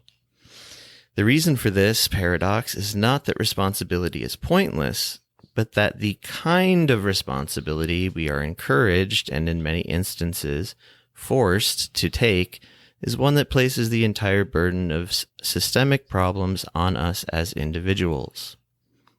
So, like, they're not going to use the words self-help too often in this article. It's more talking about personal responsibility, but it's basically interchangeable. So it just kind of goes a little bit into sort of modern history of this in the UK and America, and how it's led to some, well, let's just see what it's led to. For as Ronald Reagan asked us in his first inaugural address in 1981, if no one among us is capable of governing himself, then who among us has the capacity to govern someone else? Wise man. One need only take a glance at the ever-increasing shelves of self-help books in bookstores to see that Reagan's question has been effectively answered by the wider populace in the last 4 decades. Personal responsibility is the order of the day. The pervasive rhetoric of personal responsibility has transformed the role of government and society in the neoliberal era. Where once the role of government was to safeguard the general happiness of the majority of citizens, albeit to various degrees, its primary role now is to facilitate the conditions where each citizen can take on more and more individual responsibility, absolving the state from its responsibility towards its citizens.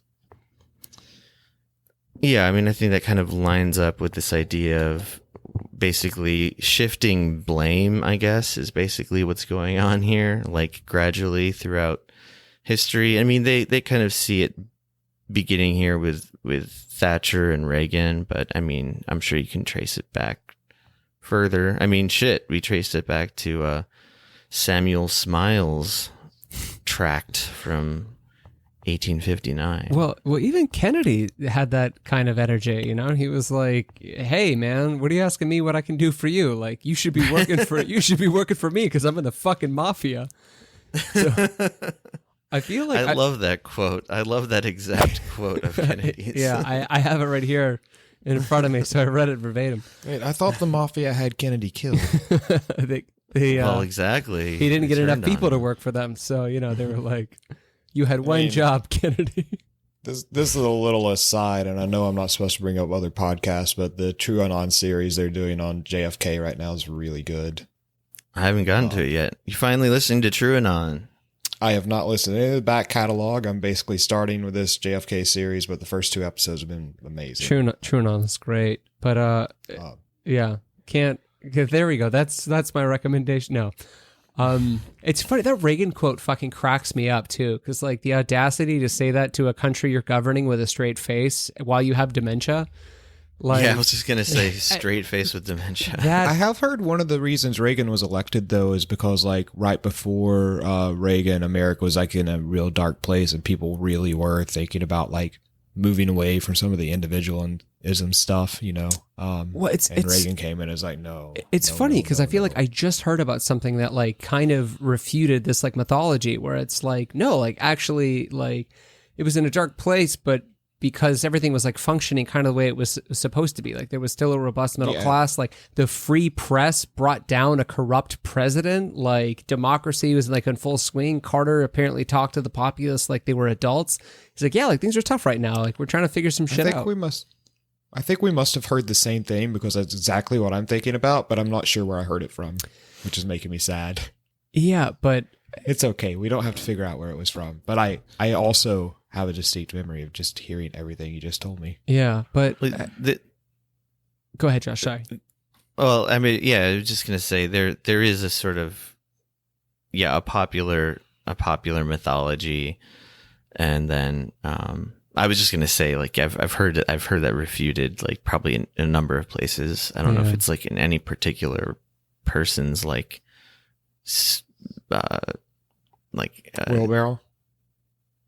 Backpack. Well, it's not like I'm saying I don't think it's like a super unique take, I guess is what I'm saying. But I buy it. It makes sense to me. Well, it's funny because apparently, like, you know, Jimmy Carter is portrayed as just like, well, I'm just a simple peanut farmer. And, you know, apparently, like, he kind of set a lot of the things in motion that Reagan just, like, finished greenlighting. So it's not even like a lot of Reagan's policies were totally his own. Like, I guess some of his least popular policies had started under the Carter administration. Oh, I didn't realize that. Yeah. Because Carter was always talking about personal responsibility, the same kind of rhetoric as well. And it's funny too because, you know, like, everyone's like, oh, it's cute, peanut farmer. It's like, no, he was like a millionaire peanut businessman, and it's just like what he peddled was adorable to us, but like he was still probably like some fucking, like, cutthroat peanut Georgia farmer, fucking psychopath. Like, probably paid to have the peanut mafia. Yeah, God, I love peanuts.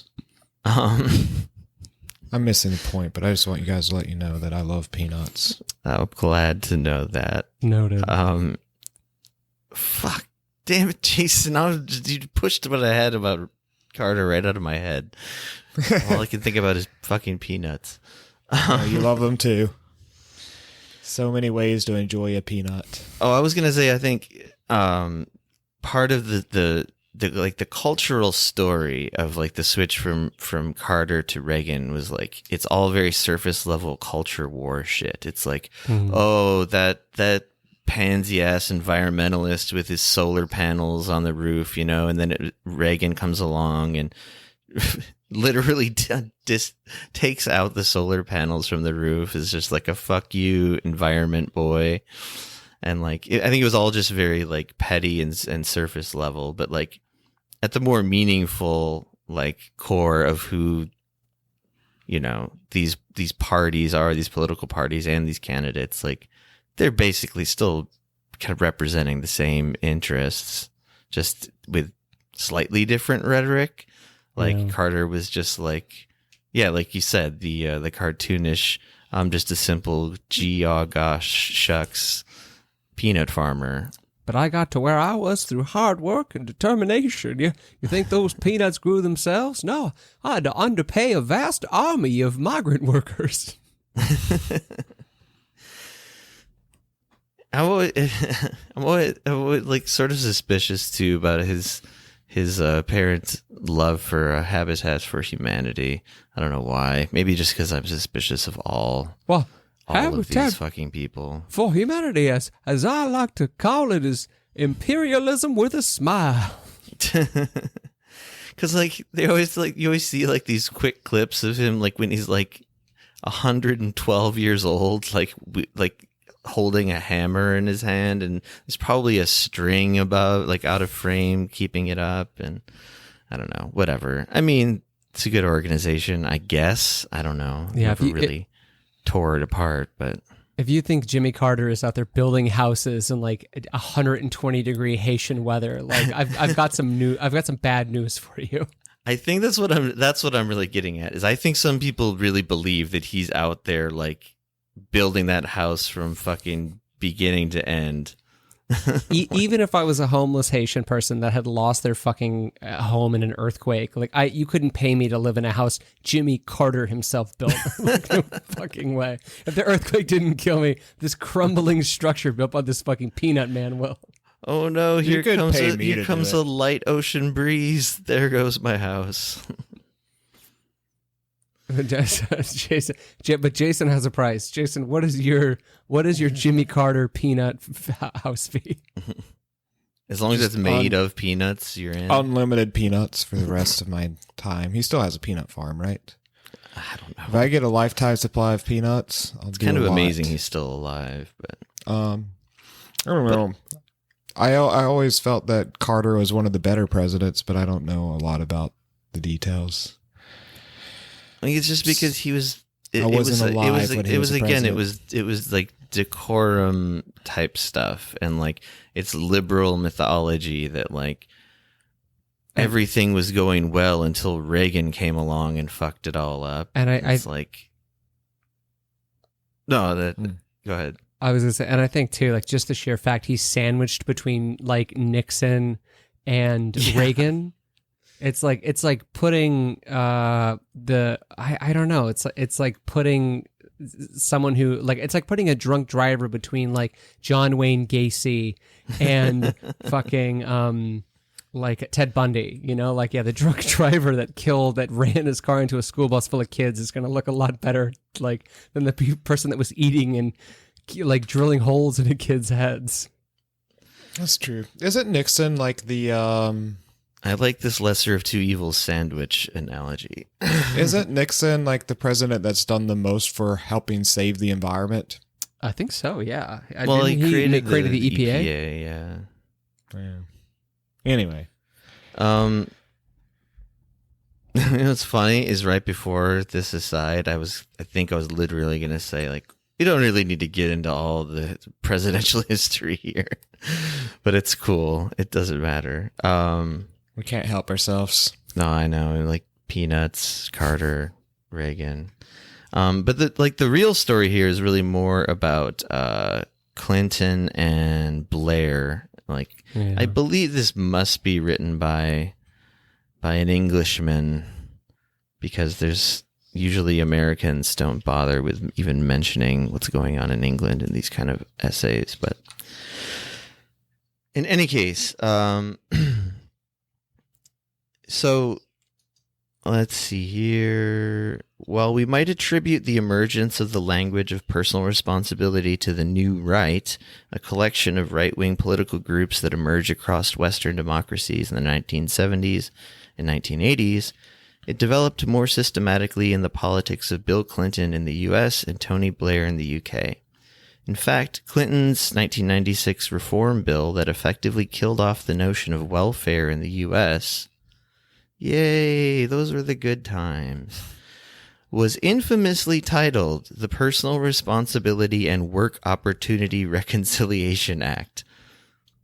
I love when these bills and acts and whatnot get named shit like this, and then you dig into what they mean, and it's like, genocide, slow genocide.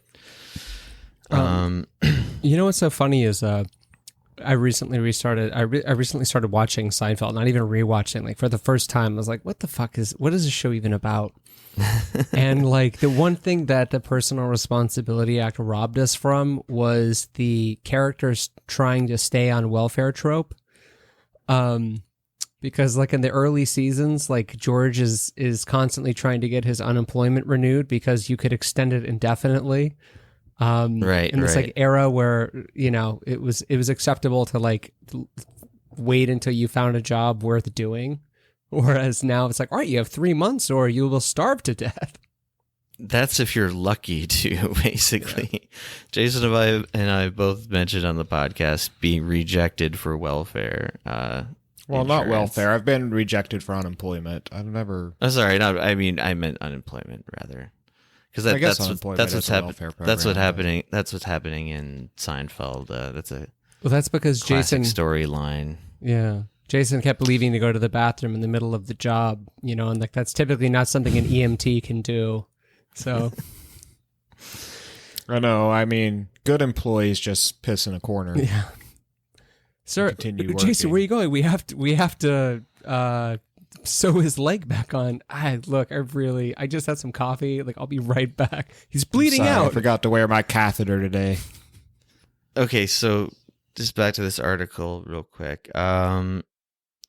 So it gives us this notion that like personal responsibility, you know, bootstrapping, all of that, help yourself.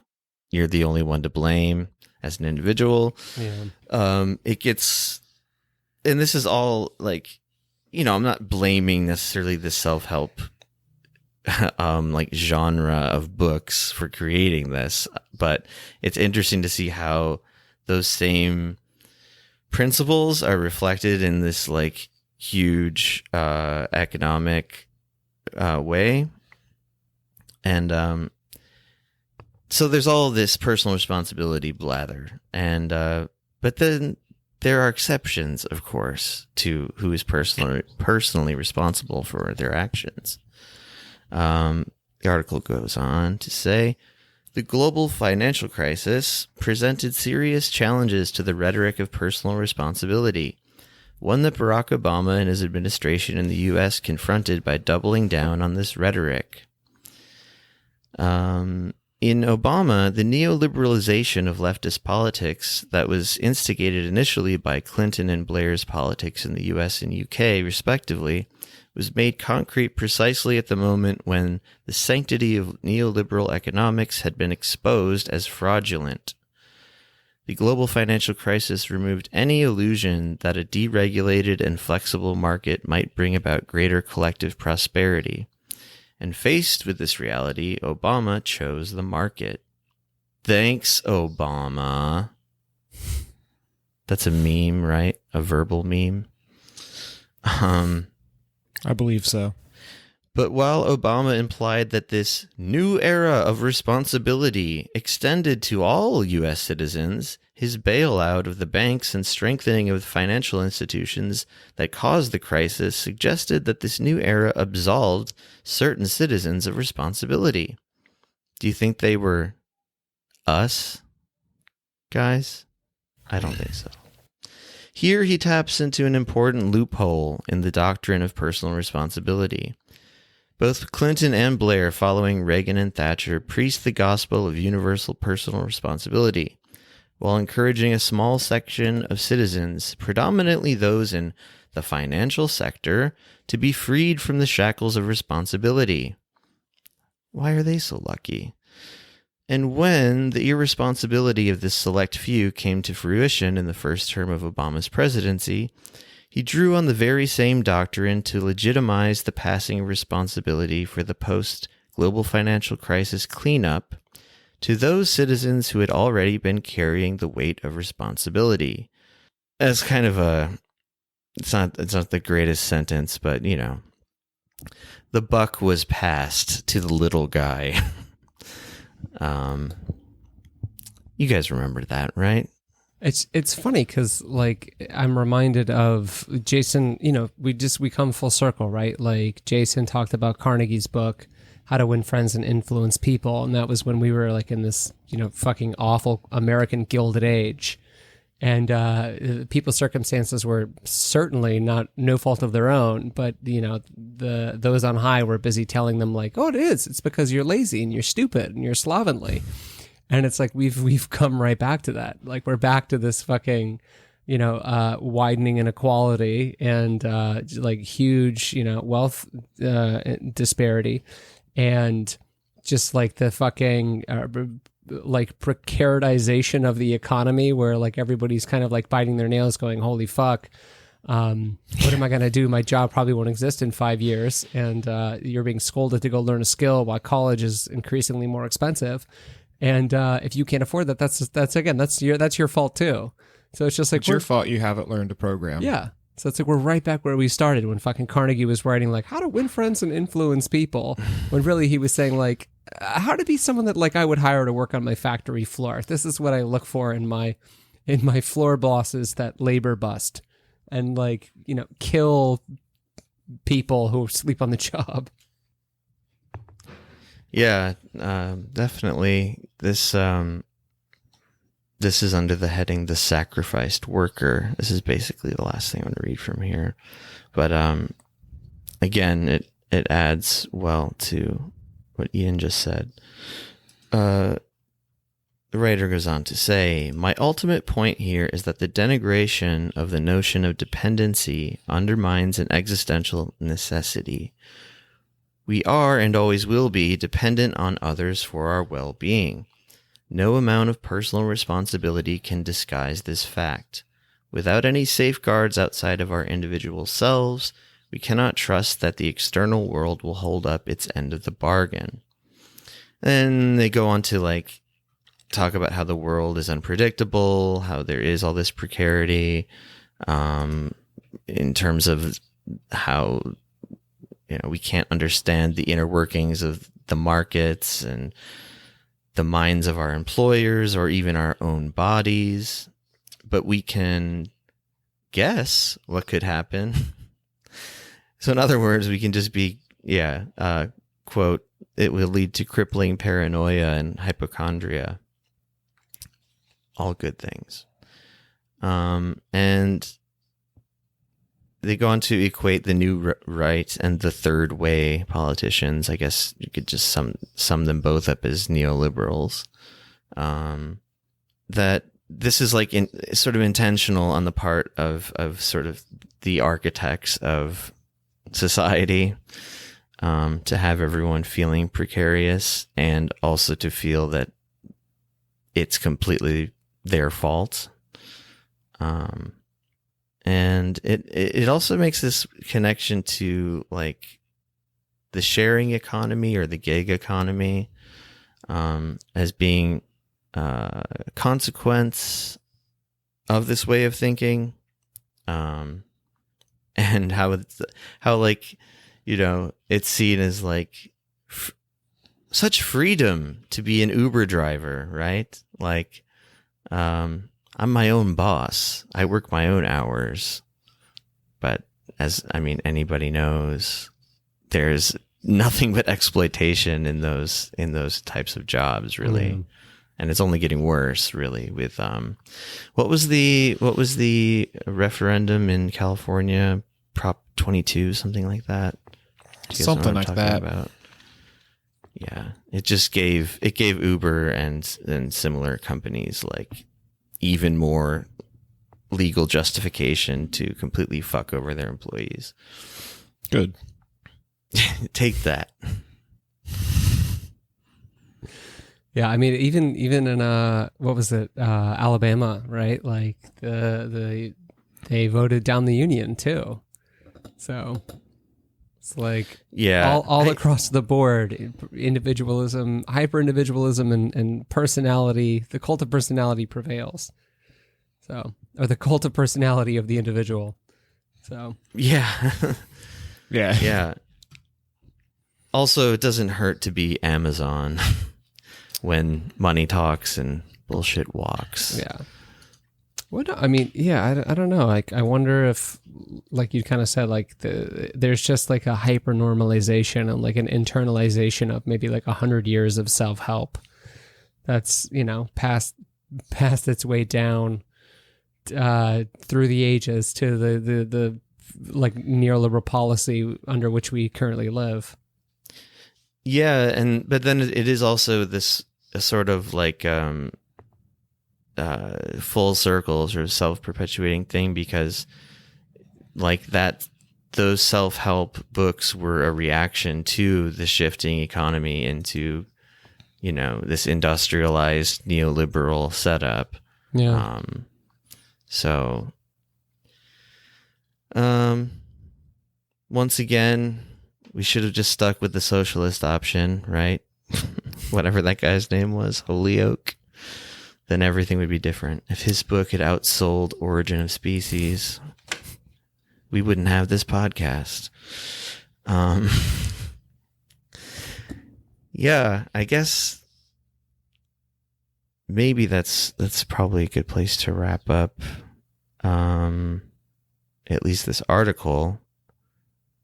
Any final thoughts on the self-help world, guys? I'm going to defer to Jason. I'm going to let him speak for me.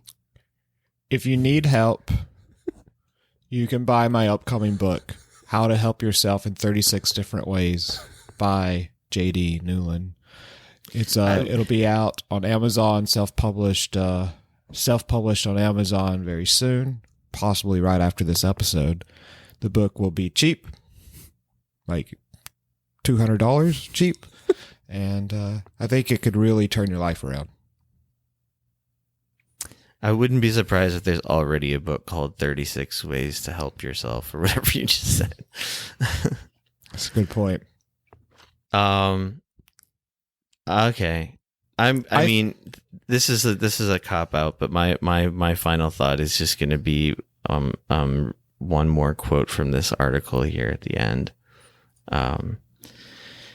Neoliberal ideologues might tell us that personal responsibility gives meaning to our otherwise miserable lives, but most of us experience personal responsibility as merely an act of survival in a deeply unstable world.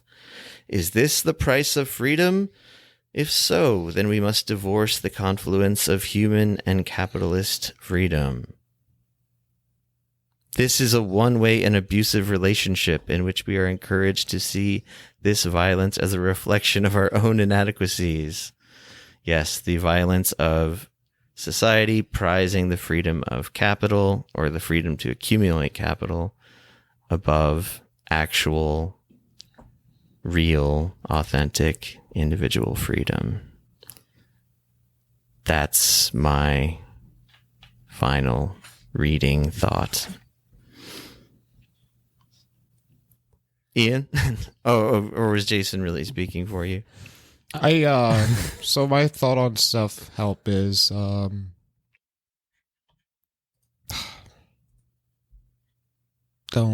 help yourself. Just don't do it. Just realize that life's suffering, and if you try to alleviate the suffering, you're probably just going to induce more suffering upon yourselves. Wait. So just don't move, don't breathe. Are you telling everyone to kill themselves? Jason. Again? Probably. Jason, you scoundrel. I guess I'm sorry, Jason, were you not done telling people to kill themselves? I'm done. Okay. I'm done. It's out there. Kill yourselves. Oh my God. 36 Ways to Kill Yourself by J.D. Newland. My final thought is that it's worth pointing out that Charles Manson apparently was inspired by Carnegie's book, How to Win Friends and Influence People, while he was in jail for stealing a car. And those are the techniques he used to entrance people into his cult and eventually murdering Sharon Tate. So, that there's your red flag. Wow, that's interesting. Yeah. So, I mean, this is why we shouldn't have books in prisons. So, no. Well, they don't anymore. Now they have tablets in prison. And I hear you have to made the books work. too expensive to read. Yeah, I hear you have to work to buy reading time. It's so fucked up. But I guess, I don't know. I think the thing that's most upsetting to me is and the thing that I think people most often buy into is this idea of unlocking human potential. Like we're fucking Goku trying to turn Super Saiyan. And it's just I don't know, either a conscious or unconscious or willing or unwillingness to acknowledge that our potential is basically completely crushed under the foot of a corporate promoted and government executed standardization, both in school and the workforce. And we're not the ones holding back our potential. A neoliberal order that requires my ass be in a desk 10 hours a day is the thing that's holding back my potential. And to turn it around and say no, it's your fault that you're not happy, while we fucking just slave away in this fucking increasingly unforgiving, economically precarious system is fucking asinine. And if you know someone that recommends a self-help book to you, you should kill them. I think that's a perfect place to end this segment, and we can shift to our final our general recommendations. Do you guys have stuff in mind? Yeah, I've got something. I want you guys to go first because I want to see how it works. I mean, okay, there's not much to it, but Jason, you want to go first? I mean, I'm ready to go whenever. Sure, I'll start off with my very low-key and milquetoast recommendation of the week. I ran out of things to watch, as I often do, because I was optimizing my time well and watching a lot of TV, and I decided to watch the #1 show on Netflix, Shadow and Bone, which I had never heard of, but I guess it's based on a young adult novel. I enjoyed it, watched all 8 episodes, binged them as the kids call it. wouldn't say that it's great, but it's entertaining. That's my recommendation. If you're looking for some nice escapism, it's good quality escapism that you can enjoy with your girlfriend or child. Or wife. or child. Or child that you dress up as your wife. Girlfriend or child is such a weird jump. I don't know why. Oh my God. I mean, I do. I guess the child you had with the girlfriend Enjoy with your... died tragically. Enjoy it with your girlfriend or your cat or your kid. Oh my God. I mean, I feel like a perfect recommendation, but I've already made it. I did like that show. I'm being a little hard on it. The show's good. I recommended this on an earlier episode, but Bullshit Jobs by Dave Graeber, for some reason, is not a self-help book, but a lot of the stuff we talked about, I think, parallels some of the stuff that he talks about, where a lot of tasks that we do and a lot of work that we do is just made up to make us feel better, because like society has told us to always be these optimized machines, always to be productive, et cetera, et cetera. And it's almost like we're like in this mass delusion that everything's productivity. And he kind of breaks down on how his book Bullshit Jobs at least breaks down how a lot of it's just like this lie that we keep telling ourselves. Yeah, David Graeber. Salute to a real one. All right, I'm gonna go ahead and recommend. I'm gonna recommend two books by the same author, Barbara Ehrenreich.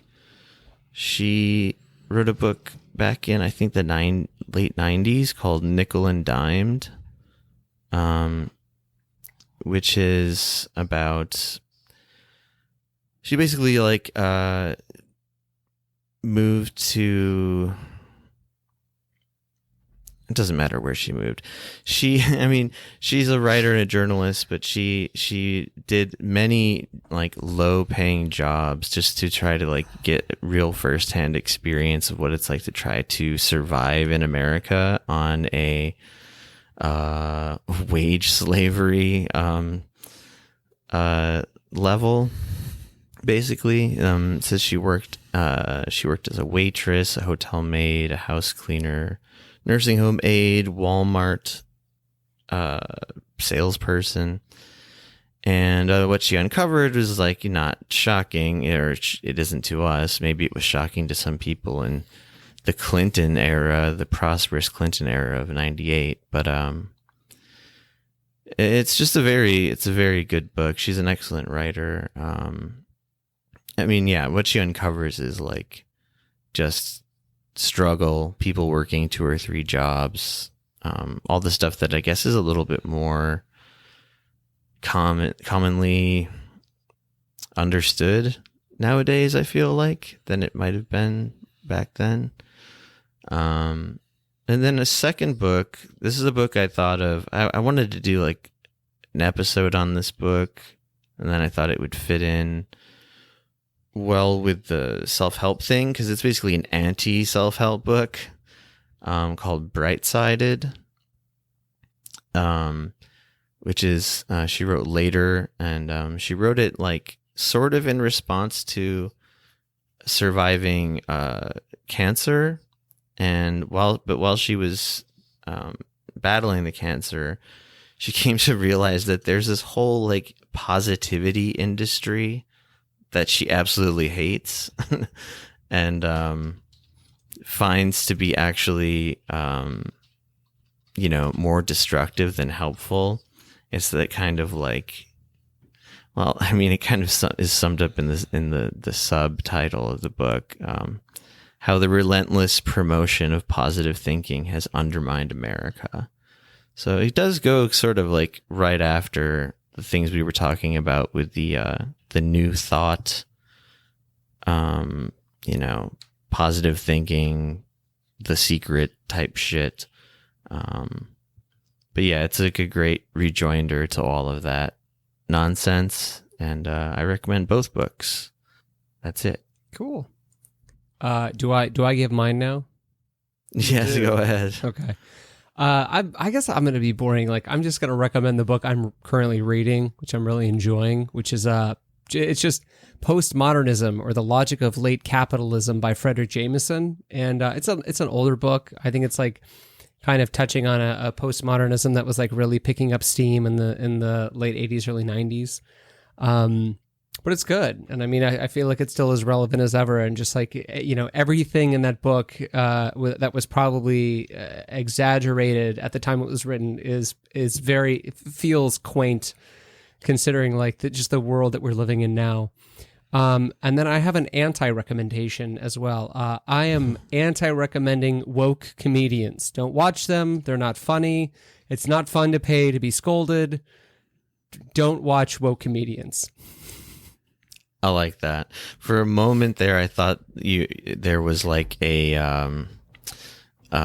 like the blue collar comedy tour, but of like woke comedians. Like it was a special called Woke Comedians. But oh, that sounds awful. That I might actually watch because it could be funny in a I fucking hate it so much kind of way. That could be, yeah. It's hilarious how not funny all these comedians are. Yeah, I've never read that book, but that's like one of those books that you see like referenced all the time, or at least I feel like I have. Mm-hmm. I'll have to check it out. There was this one comedian I watched recently, and his joke, like the whole story was basically that like he brought his daughter to a white doctor, and she was like, I don't want to see this doctor. I want to see a different doctor. And they're like, so we found her a doctor that wasn't white. And I'm like, cool. Wait, that's the joke? The joke. He's like, yeah, we watched this TV show where the doctor is black, and we took her to a white doctor, and she's like, doctors can't be white. And he's like, I was so proud of her. I was just like, cool story, dude. This is worse than I thought. Oh. Yeah. I quadruply back your anti-recommendation. Yeah, woke comedy sucks. It's so fucking not funny. Like, I mean, I guess I knew that it existed, but I didn't know. Like, it sounds like it really is becoming. It's like almost like a cottage industry that's popping up. I don't know. Maybe more than I realized. I wonder if Michael Che counts as a woke comedian, because he's got a pretty good bit on Black Lives Matter, but I don't think he is. I like Michael Che, so I'm exempting him. Man, that doctor joke is gonna haunt my fucking life. I think the comedian went to Harvard or something too. He's like, oh God, one of these guys. Yikes! Like that's just like. Forget about even the wokeness. It's just like a poorly constructed joke. It's not even a joke. Well, there's a whole bit in there. So it's okay, like, yeah, it's not just, that's not the joke. I'm not repeating it verbatim. Well, if that's the punchline, yeah, it's pretty weak. It's a dark, I feel like it's just such a dark time for comedy. Like there's extremist comedy now where they're like, tell me not to use that pronoun. Now I'm going to be a transphobe. And then the other side is like the woke comedians who are like, Nanette yells at the audience for 30 minutes. So. Yeah, I'm not a fan of that either. There was something I saw. Everyone should stop being funny. Jason is very, very severe, but simple and effective solutions to everything. Having a hard time with life? Fucking stop living. Don't like comedy? Stop being funny. No, I saw this thing that was like someone gathered together all of the comedy specials that are called Triggered or Trigger Warning, and there were like 7 of them, and they all look the same. Like the comedian on the front, like one of them is Joe Rogan, I think. Of course, yeah. But yeah, they all just like, it's like some sweaty guy, like bug-eyed, like, are you triggered? You know, I just thought it was funny that there's so many with the exact same title. Yeah, I hear you folks don't like rape jokes, so I prepared 100 of them for tonight. Just like, whoa, dude, Jesus. Yeah, I used to pay a lot more attention to what was going on in the comedy world, like even just like maybe, I don't know, 3 or 4 years ago, and I don't really know anymore. But I hope there's something decent out there, but I don't know. Yeah. It's all podcasts now. Joe Rogan's also, like, it's a shame we didn't talk about him because he's also a self-help person now. Like, his whole podcast is basically like bringing on fucking pseudoscientists and talking about like ways to hack your fucking life. And, all of his like comedian proteges, like he sends them all to some temple in Thailand and like they come back and they know karate and are landlords. It's the weirdest fucking thing. Yeah, he's a Tim Ferriss guy. Joe Rogan, I mean. Yeah. Yeah. I wonder if he started selling his own line of products. Probably. That'll be the true mark of a self-help guru, I guess. I'm pretty sure he has like supplements that he sells. Like bullet coffee and all that shit. Bulletproof coffee, that is. This is bullet coffee. Bullet coffee. This is coffee you drink from a gun and then he just shoots himself in the head. I can't get my day started without this. All right. We should probably wrap it up there, guys. All right. But let's close out properly, like we often forget to do, but with a guest, we shouldn't do that. Let's do it this way. So, Ian, where can we find you on the internet? It's real easy. Just, you know what? Just fucking find my podcast. It's Camp ReEducation on Instagram. I'm pretty sure it's Camp ReEducation on Twitter. You can go to campreeducation.com. We have new episodes come out every Wednesday. Yeah, it's fun. Come hang out with us. That's it. And all of that stuff will be in the show description. And where can you find us on the internet, Josh? Jason built us a website with his own two peanut farming hands. I lied. Jimmy Carter built the website. I just never told you. It's heatdeathpod.com, and we are at Twitter at heatdeathpod as well. We're on other things, but those are the main two things. We don't want to overwhelm you. You can find the other things through those things. And that's all, folks. All right. Thanks again. Adios. Thanks again, gents. Until next time. Oh, yeah. Yeah, until next time. Thanks for coming on in. Appreciate it, brother. All right, see ya. It's all in the eyes of a dreamer. It's all in the eyes of the man. All the things that we've done in life and all the things that we've planned. Can the world be as sad as it seems? Where are man's hopes? Where are man's dreams? Oh, the eyes of a dreamer. In the eyes of the man. All the songs have been sung and all the saints have been hung. The wars and cries have been wailed, and all the people have been jailed. The world is yours, my friend. It's yours to begin or to end. Oh, the eyes of the dreamer, in the eyes of the man. Take nothing from nothing, brother, and it's all just the same. For the loser is the winner, and there ain't no blame. It's just the end of the game. The moment is ever constant in the mind. Everywhere I look, the blind leads the blind. Here's your chance to step out of time. There ain't no reason and there ain't no rhyme. For the trouble you bring is the trouble you bring. And a thing is a thing, just a thing is a thing. In the eyes of a dreamer, it's in the eyes of the man.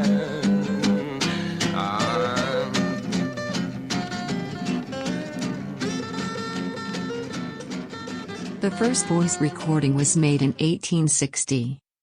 It was a 10-second fragment of the French folk song Au clair de la lune recorded by inventor Edward Leon Scott de Martinville.